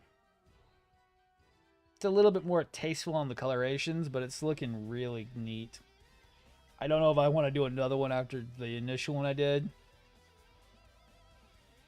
I think it took not nearly as long as I thought, but it did take a while.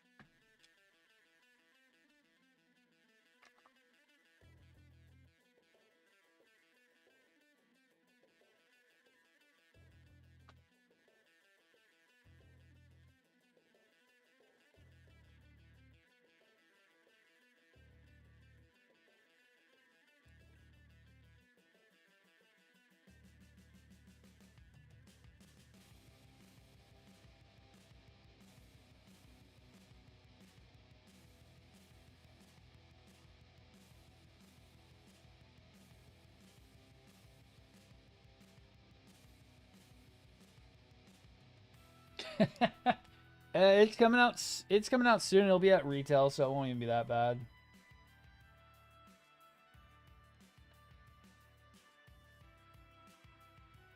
Okay, so that's gonna be that. Glad we did most of that stuff on the outside, because that means this whole leg is just exposed.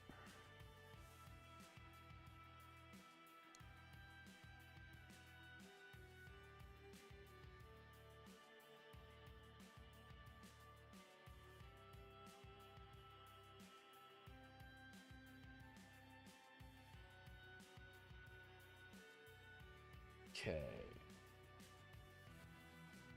Same thing on that. Then I just gotta get... Oh, what was it? 8 and 9.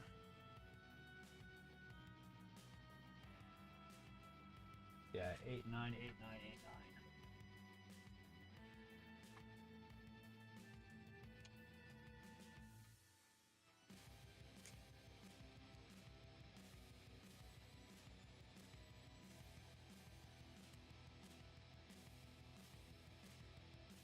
I'm gonna only clip off those ones because I don't need the other ones because I'm gonna be putting the optional parts on it. So 9 is the interior.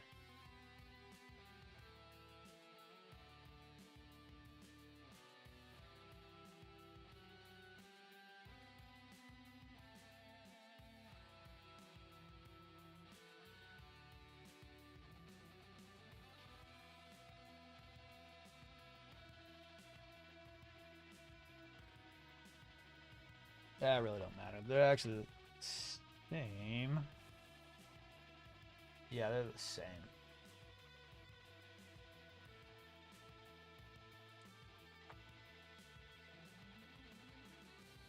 Because I'm going to be putting the optional package on these.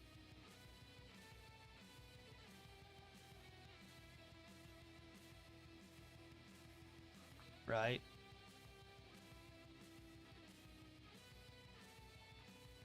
Oh, dude, yeah, if you...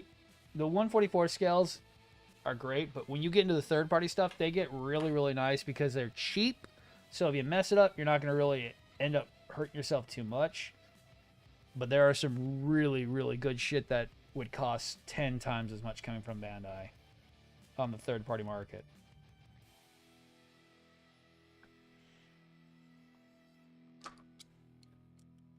Yar har, another convert for the junk ships. Welcome to the crew. Welcome to the junk guild. Pull up a seat. We'll get you in a pilot seat. Get you out there scavenging. Yar.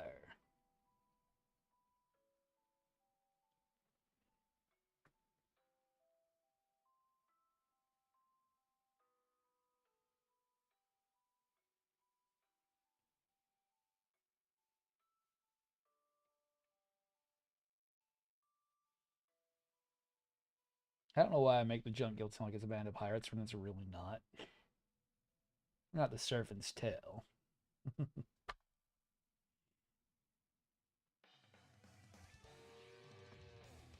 right.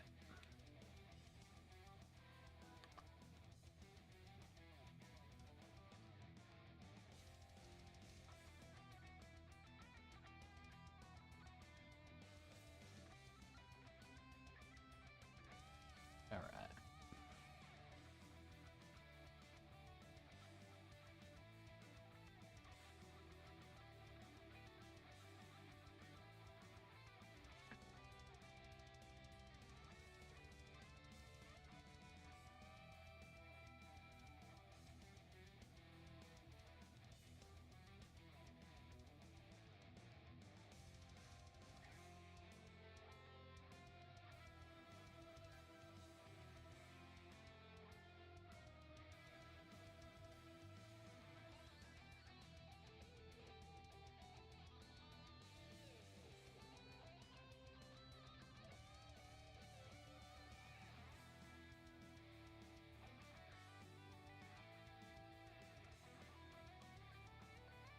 Ah, shit, that's the wrong side. Damn it.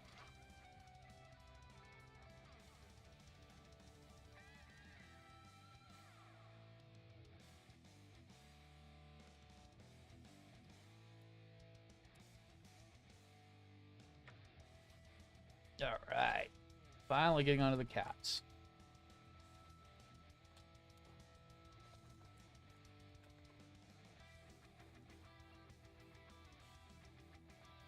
Ugh, right. The reason why I can't get down with P-Bandai, I can't get down with people touting P-Bandai as God's gift to the world.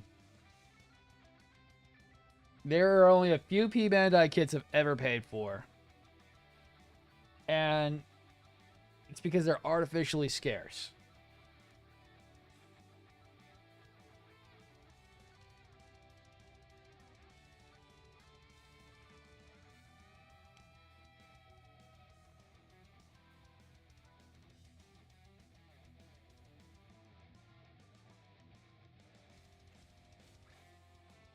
Oh, what are the... oh. Man, I'm trying to think of some of the ones I bought. I think the...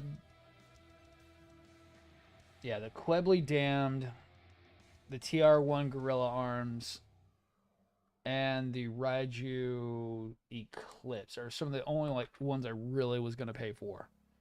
The Phantoms I always hate that are so expensive, and there's a bunch of others. That's like, why is this even P Bandai at all?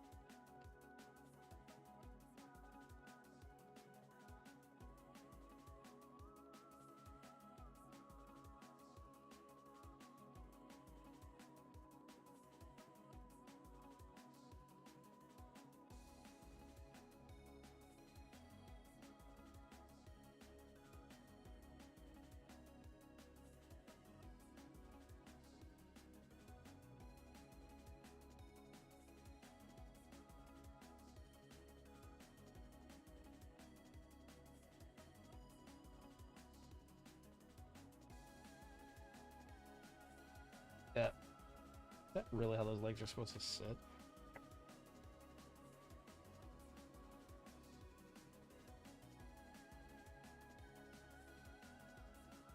Pretty much, damn. Oh, it's because they can articulate up and down. Oh, okay, I see. Because we have that pivot joint like the Ligers do. Okay. I see. Primrose. Oh my god, right. Wouldn't be so bad if they did multiple. Yeah, right.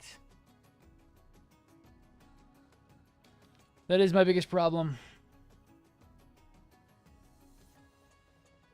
They just arbitrarily make it harder, and they make it so that it just doesn't seem like a worthwhile thing to do. Huh, so we have 16 caps to this guy. Caps are only on the freaking body? That's interesting. Well, on the legs. No, it actually tracks.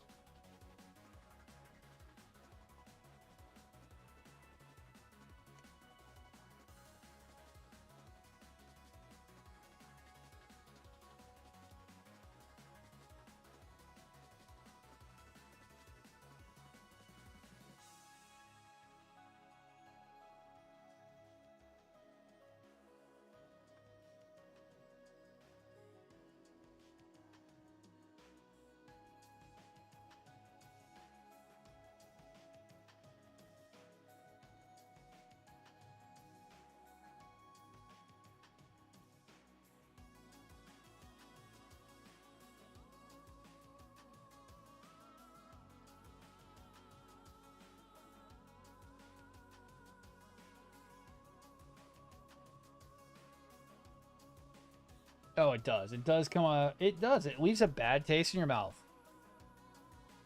P Bandai just doesn't feel right sometimes. It feels like it's a scam. And it sucks.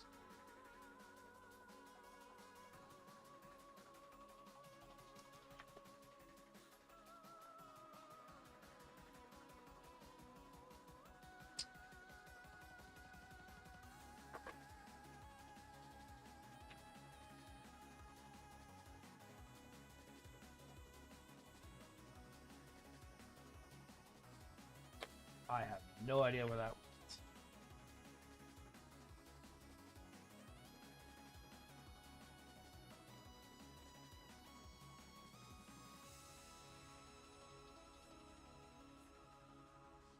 Son of a bitch.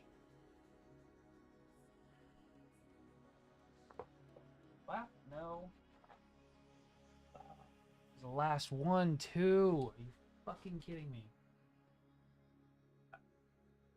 See if I can find it. I'll be right back.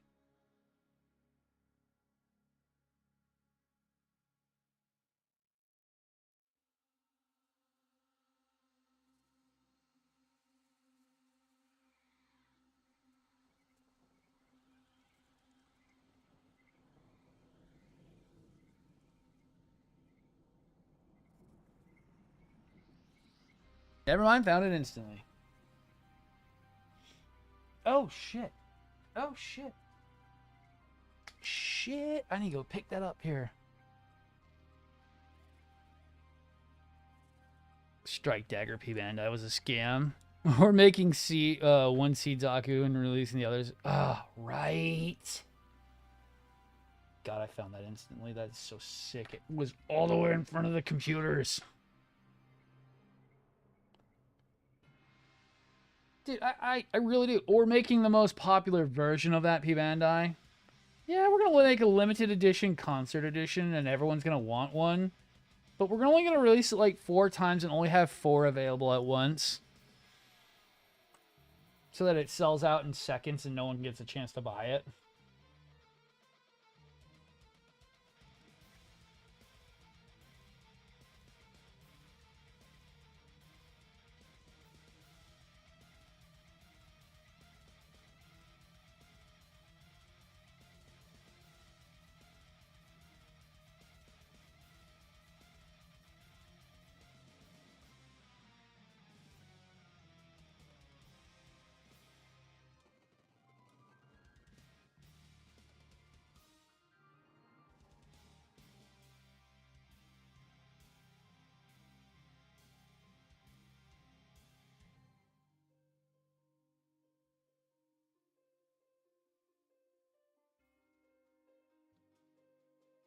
I really don't get how they made that running look.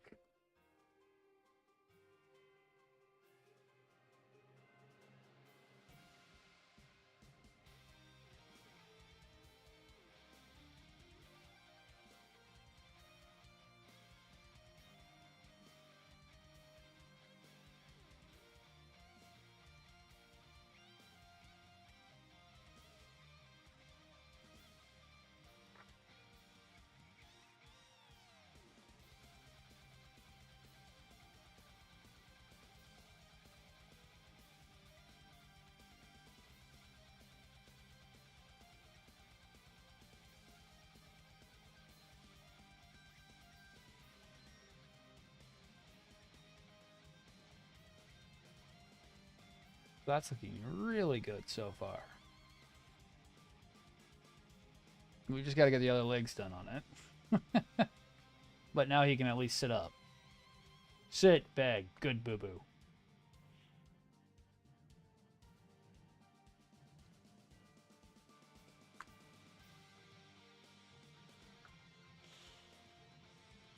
Yay, more agony.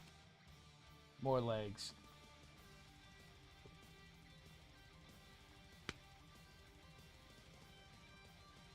Okay.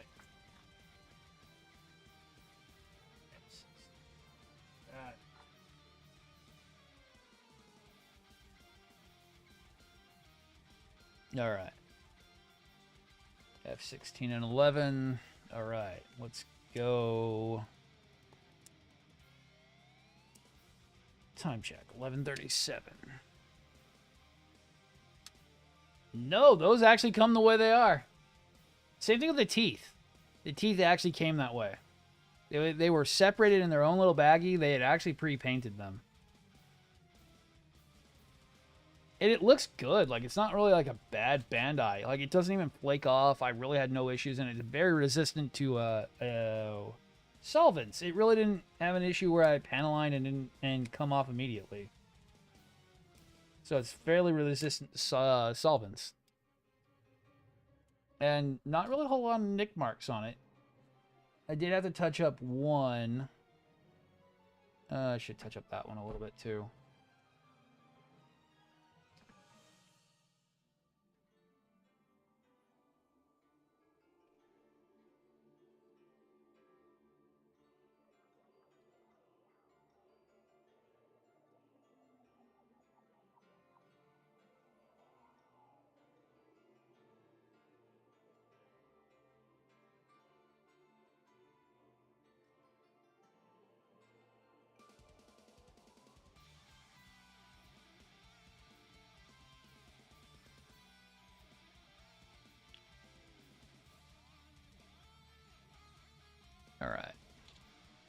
Continuing on.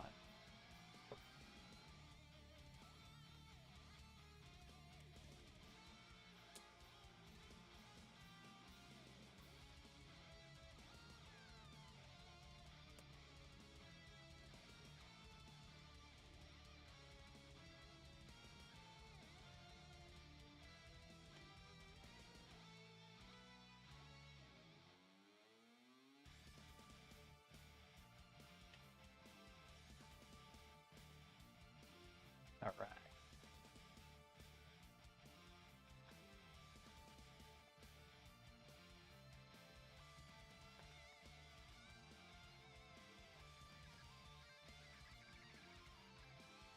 Slowly but surely, running out of Q-tips.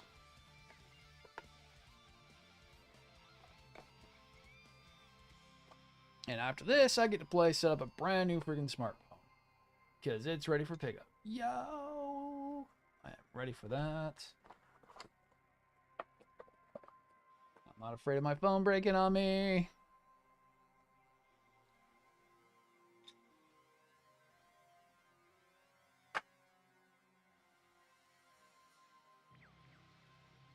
Ugh.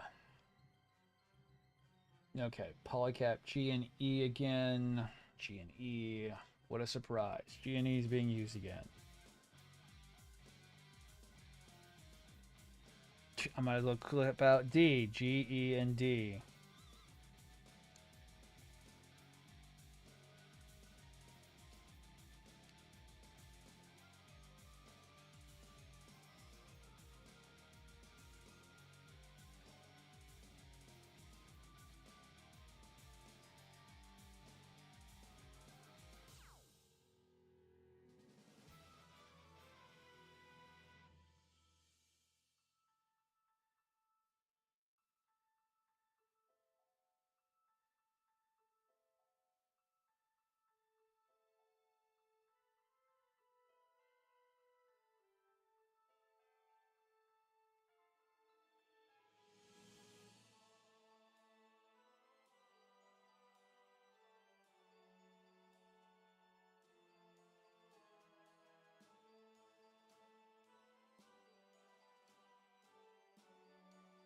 All right.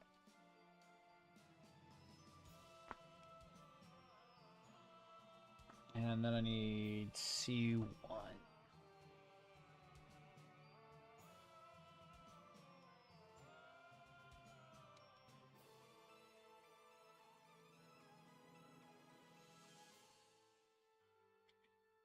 Can we get him standing today? Don't know.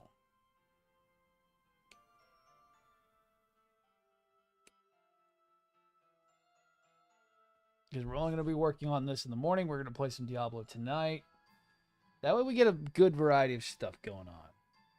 It's not just all me sitting here talking while clipping parts off and you barely ever getting to see anything done. Because I take forever to do everything.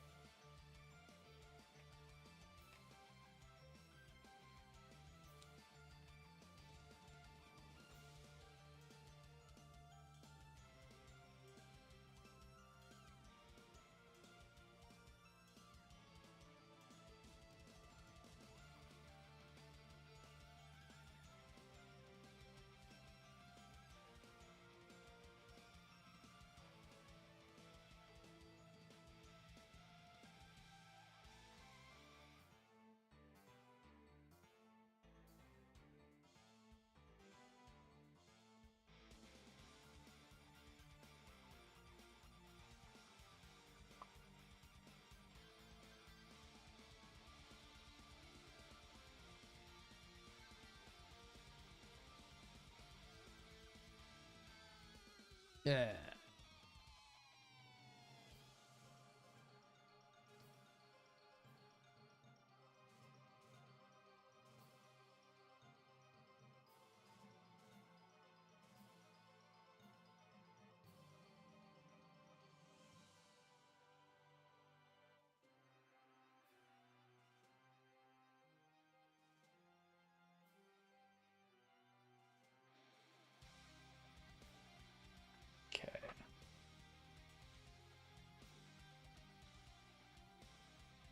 E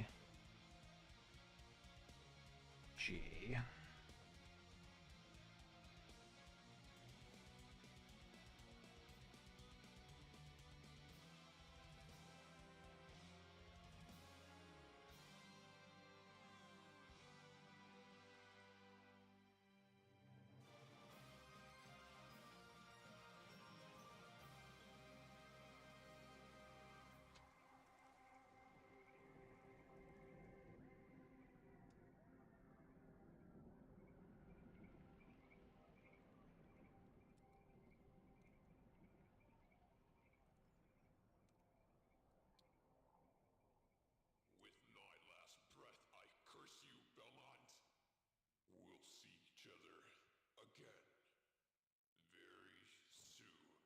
All right.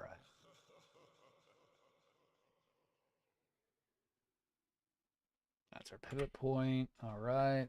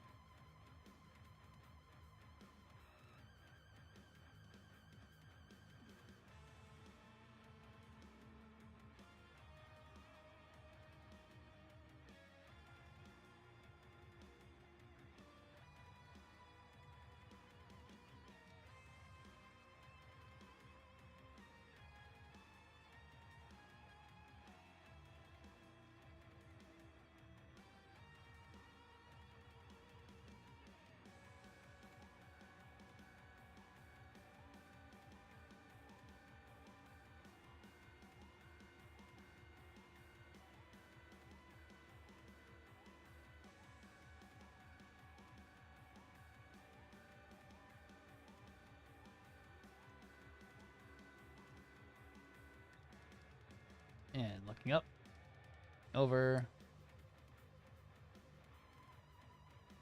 Oh, hell yeah, man. That's exactly right. All right, there we go. Got that. I'm going to take a quick bathroom break. I'll be right back. I'm also going to go and check on that roast that's in the oven, so I'll be back in about 5 minutes. Or quicker.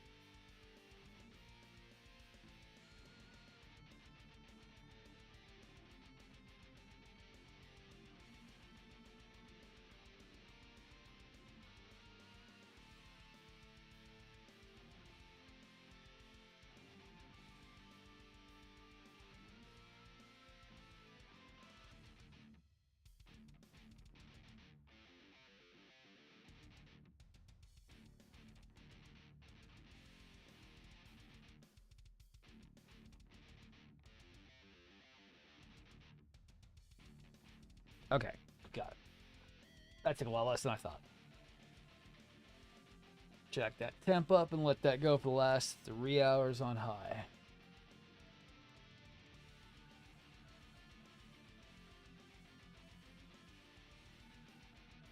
Alright, so the same thing as last time. We don't have to do the claws, we already have them done. We just got to do the upper portion, which we know how to do. Did it last time. Okay, this should be a lot faster. Now knowing what to do, I should be able to get this done. And we could get pretty much this guy almost finished up today.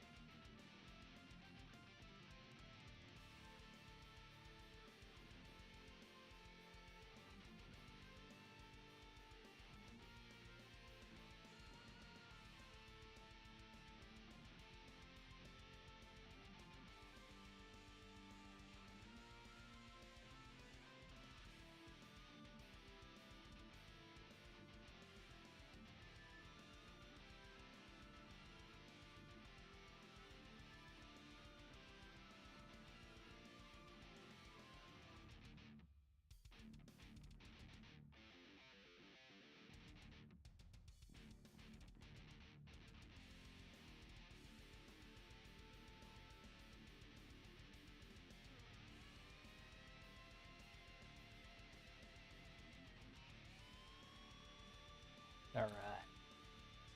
Cool. That's looking good.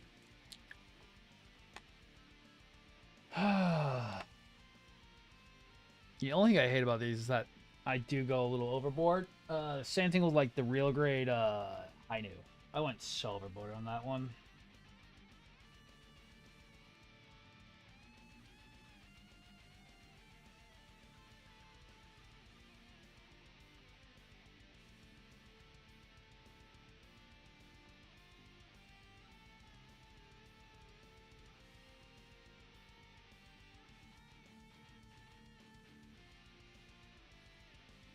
That when I went full on crazy with the detail on the inner frame and made about as best I could.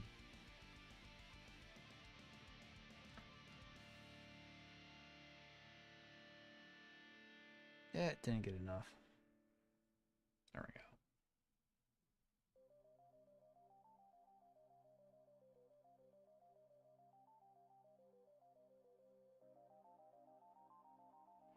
Not my favorite way of doing silver detail work, but I don't feel like going to Hobby Lobby and getting a new pen at the moment.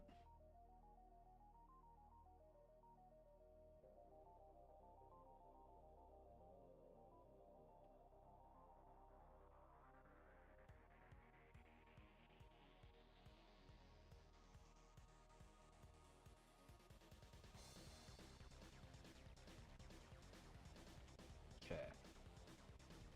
Looks good.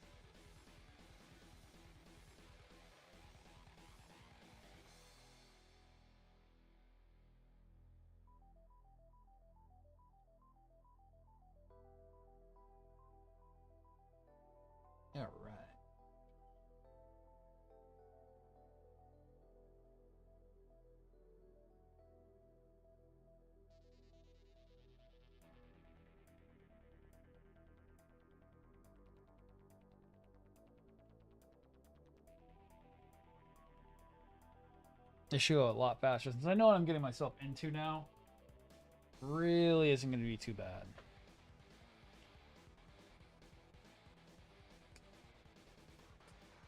Because we can prep that, we can prep these.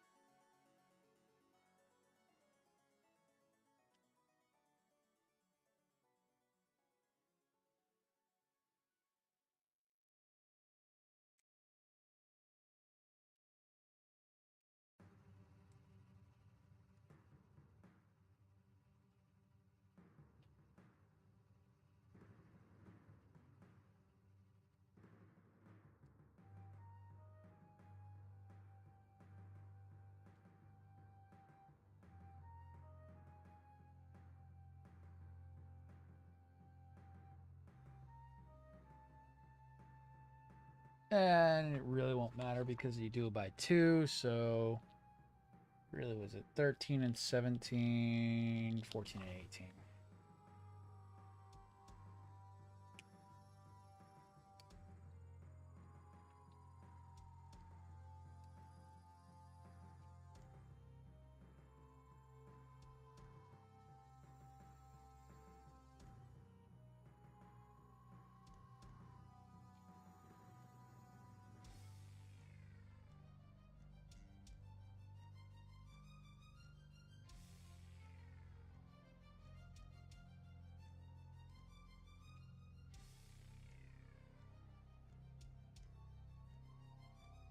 All right.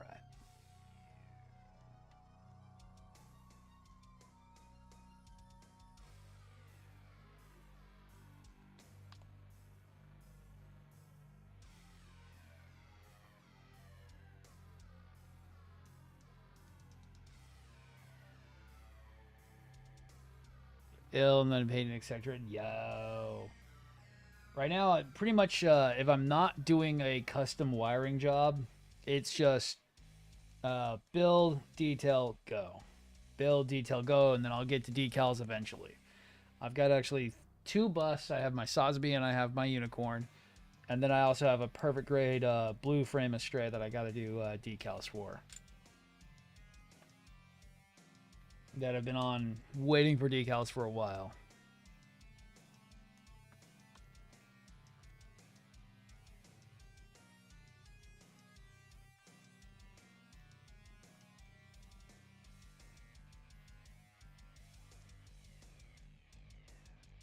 All right.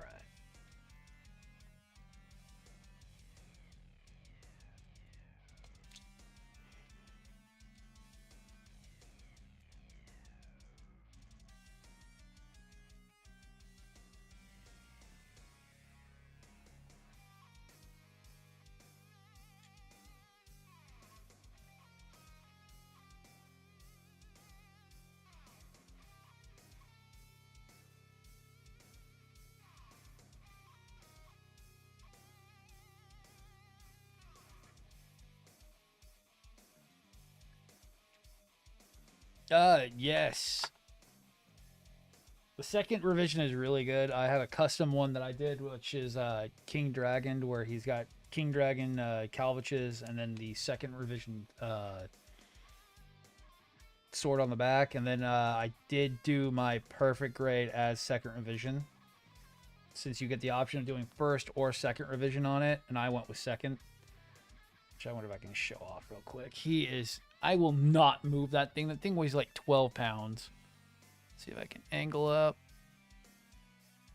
And he kind of sits over there. Over on top of the other PC.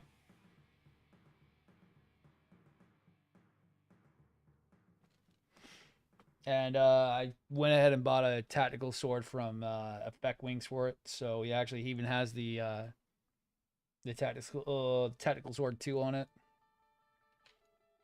which was fun. They had a couple in stock not too long ago, but they sold out in minutes apparently.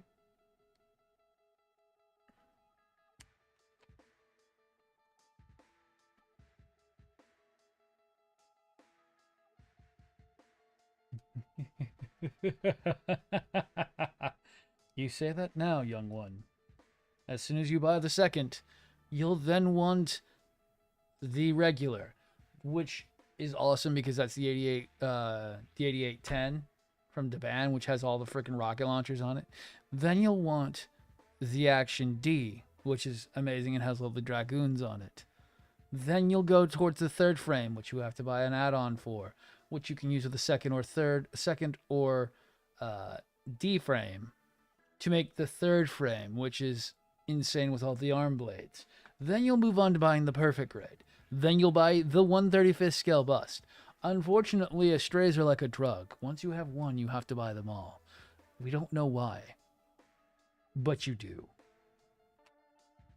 You just keep buying and buying and buying. And then you'll move on to red. Then you'll move on to green. Then you'll move on to blue, to mirage, or you'll move on to gold. The Estrays are a slippery slope of buying more and more. No one knows why, but we all here in the Junk Guild know. Just can't get enough. It is your fate.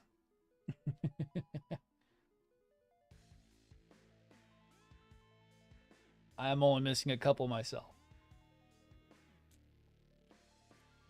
What am I missing? I have the third frame blue that I need to get working on at some point because I'm converting an Action D into a third frame. I have first revision 8810 in backlog. Need to get that done at some point. So I have third frame, second frame's already done. I have second frame perfect grade, second grade MG. I wouldn't mind getting another perfect grade, so I have first form and second form. And then I want to get another D to have a D with permanent Dragoons and Dragoons attached.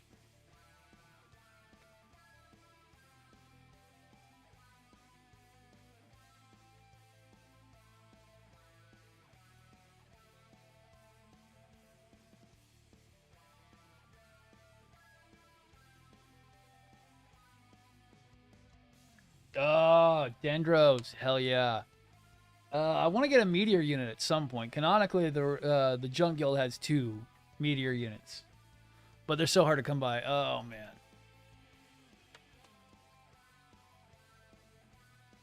To get the right one, I don't really want the pink one. There's a special version of it that I'd rather get, but I also do want a Dendro at some point, and just to piss everybody off by throwing a freaking red frame in it.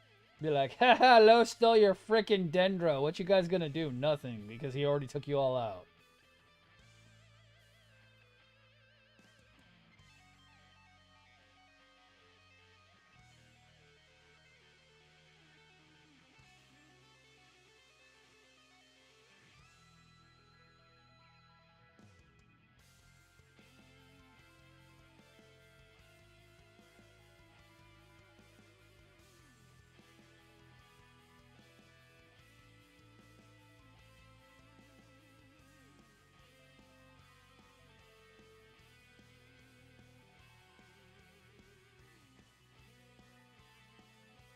I wish I had the money for a Roz, for a Mechanicore Roz Dendrobium, but man, that's a spicy meatball. At $700, I cannot justify that. And that's just for the Dendro unit. It's not even for the fucking goddamn model kit that has to go with it. And Mechanicores need tons of work.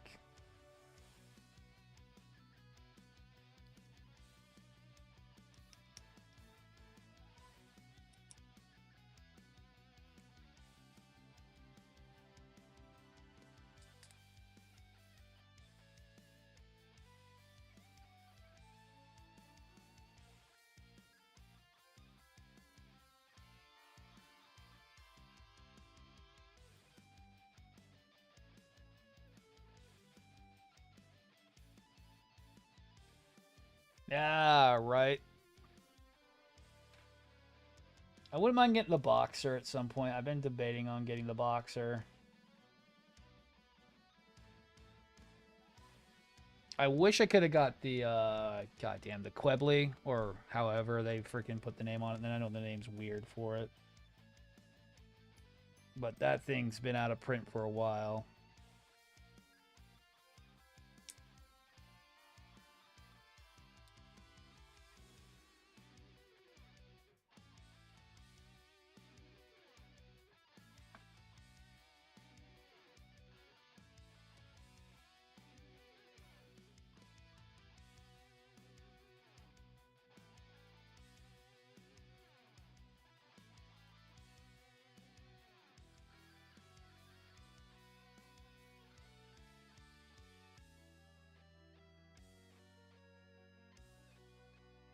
Ah. I like the Damned. The Damned and the Mechanicore one are pretty close. I like the more menacing look to the Quebly. Plus those spindly Johnny fingernails. Oh my god, I wish they had a fully articulated hand.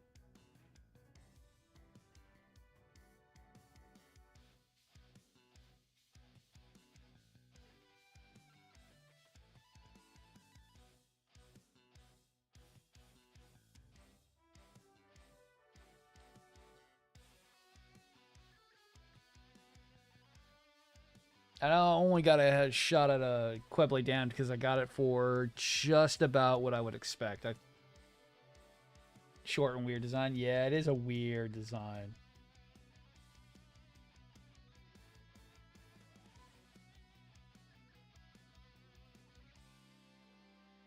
They're a weird design and they have a very simplistic design too, so everything's so not as much as you would expect. I know looking at the manual for the Damned, it's a freaking weird one.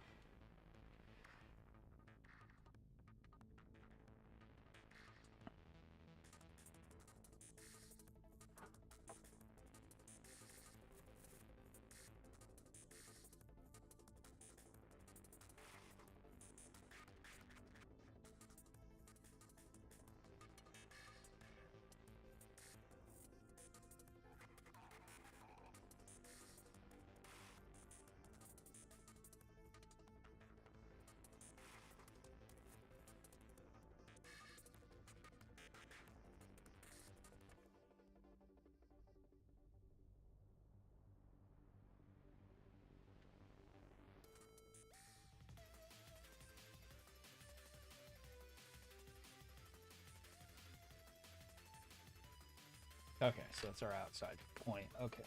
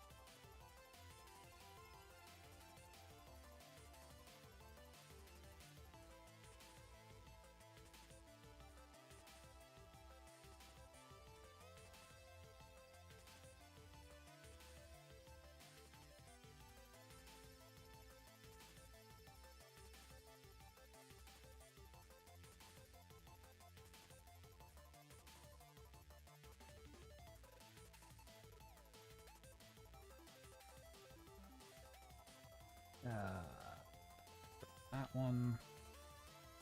That one.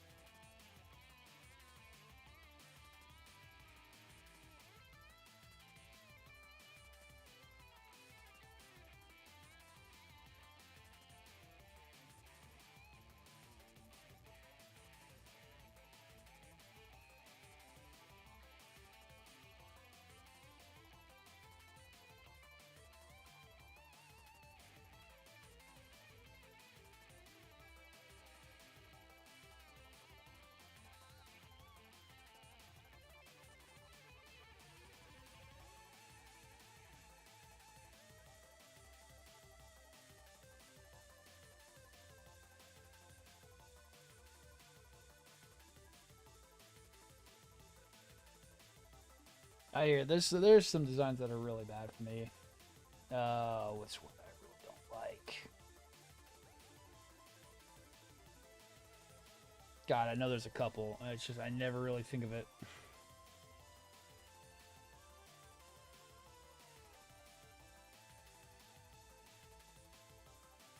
I guess it would be like God, not DOMs. What is it? Like gyms. I'm just not the biggest fan of gyms. Like I can get down with freaking Zaku's nowadays. I do appreciate the design of the Zaku. GMs are just not my favorite looking mobile suit. I don't get it. It's kind of like their genericness. It's like something I'll just pass on.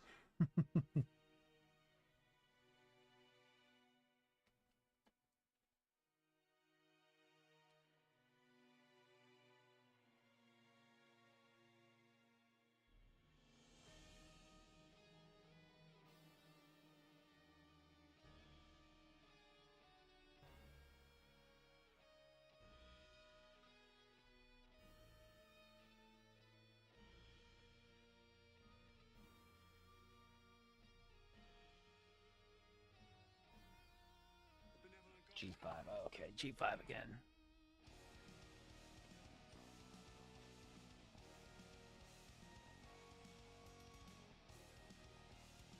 Oh yeah, no, it's just exactly the same thing I just did.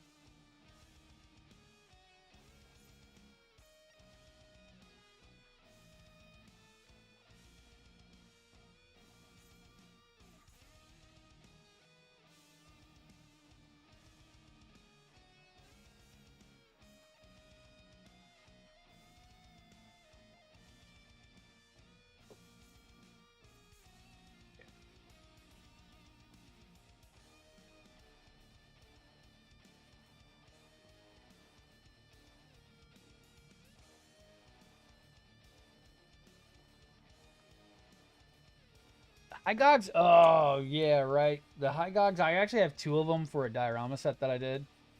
Uh, I have two High Gogs and Zagaki with it. I didn't like the design initially, but I got down with it once I actually did my own work on one.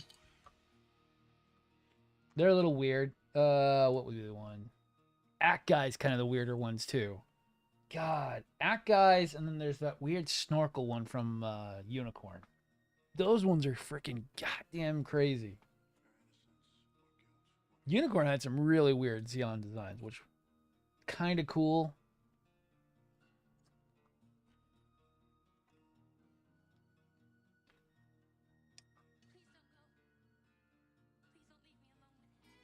Okay, so I need to do these ones. Yeah.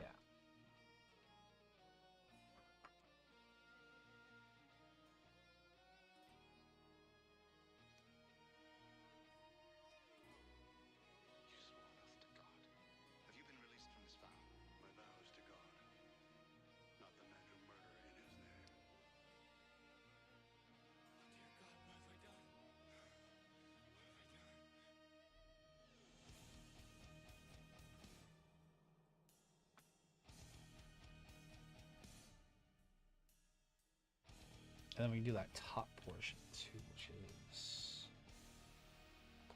is that an F piece? No, that's G9. Okay, so we can also do G9.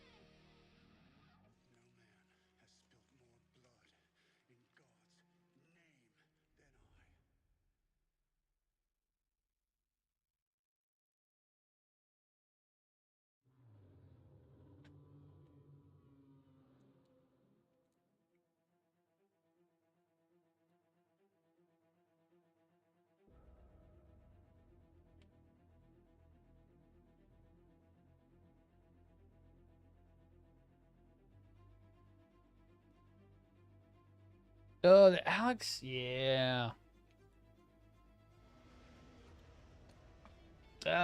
Thunderbolts took me a long time to really appreciate the design of like Psycho and Thunderbolt themselves.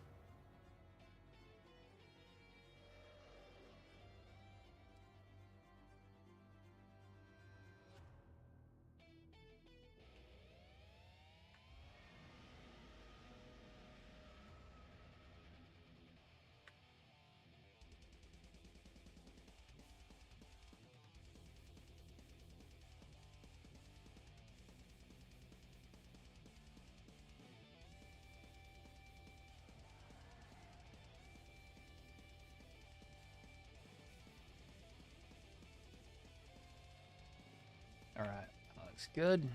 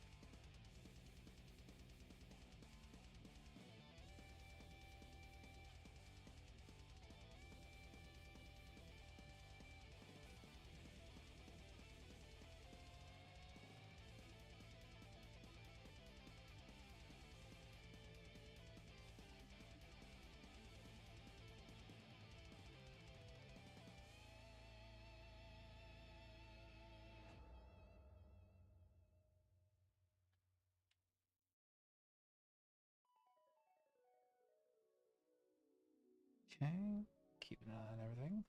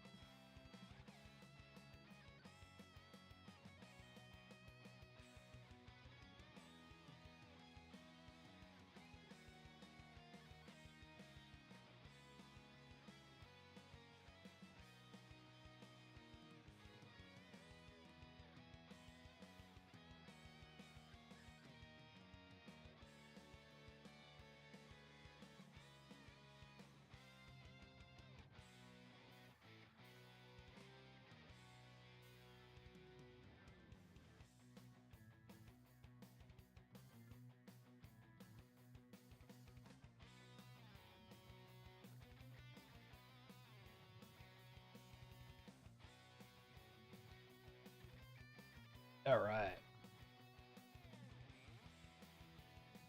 And then the F, which is the last bits off of the other one.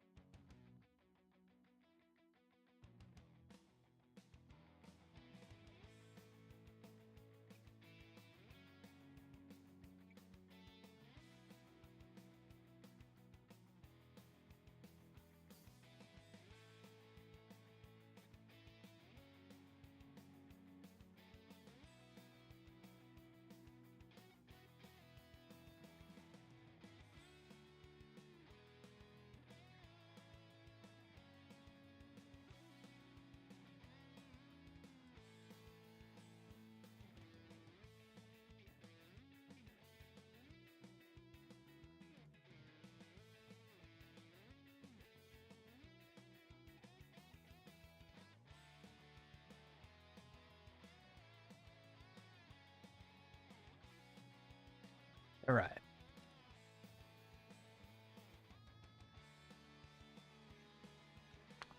Hmm.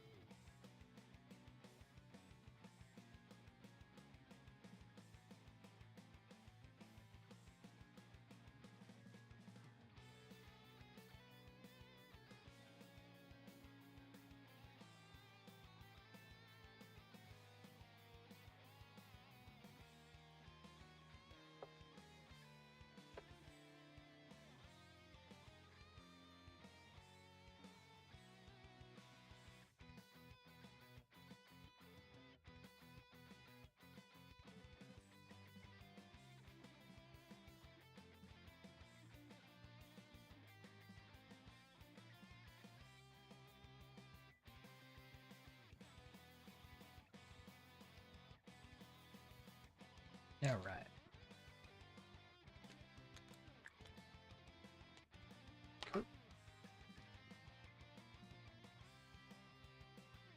Kind of burst putting down these claws because I need to get them done. Oh, these legs, not claws, legs. It's all the stuff I've already done, so I know what's going where and how to put it all together. We just got to get it done.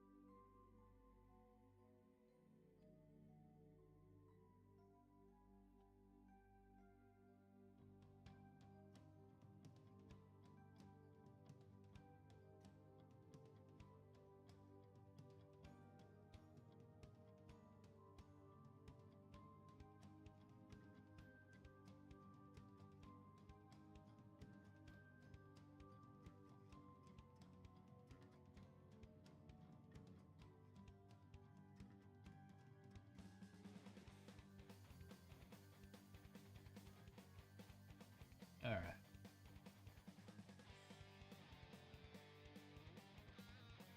Okay.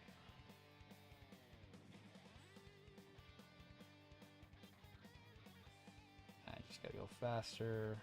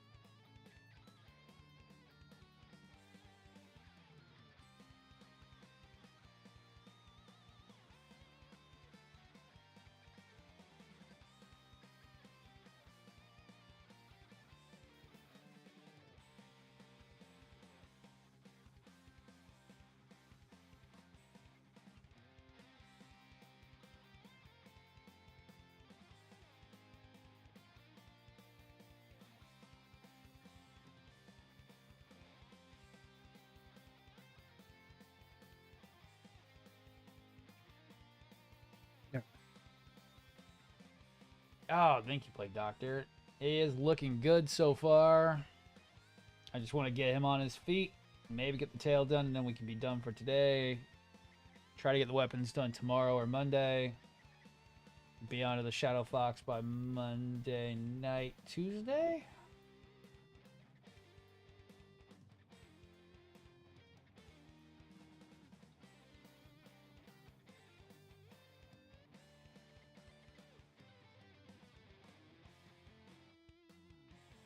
Yeah, so far I'm liking the detail work that I've done so far on it. Everybody else seems to too.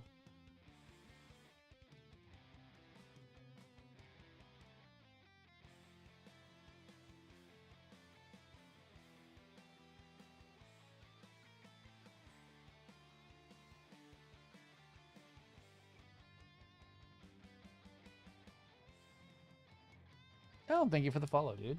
Hell yeah.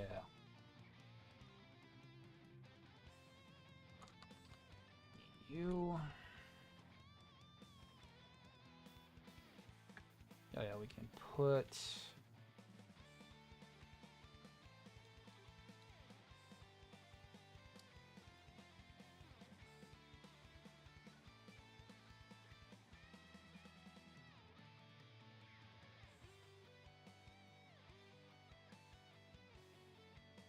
Right.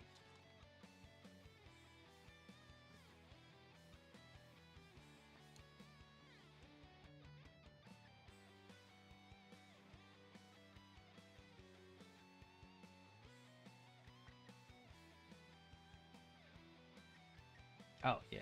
Okay.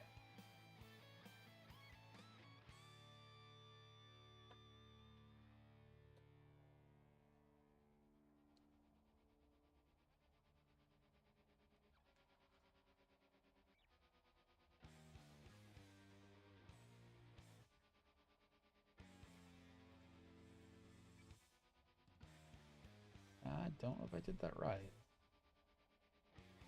No, no, no, no, no. That's right.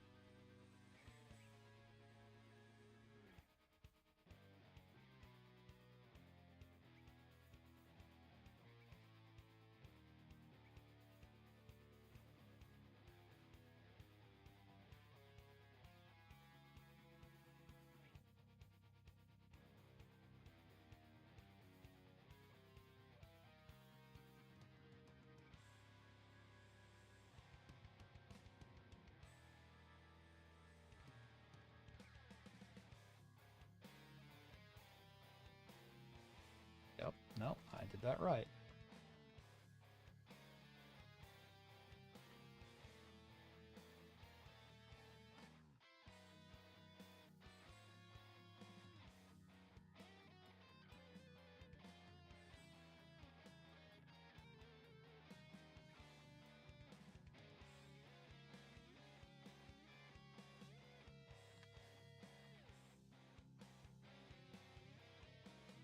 All right.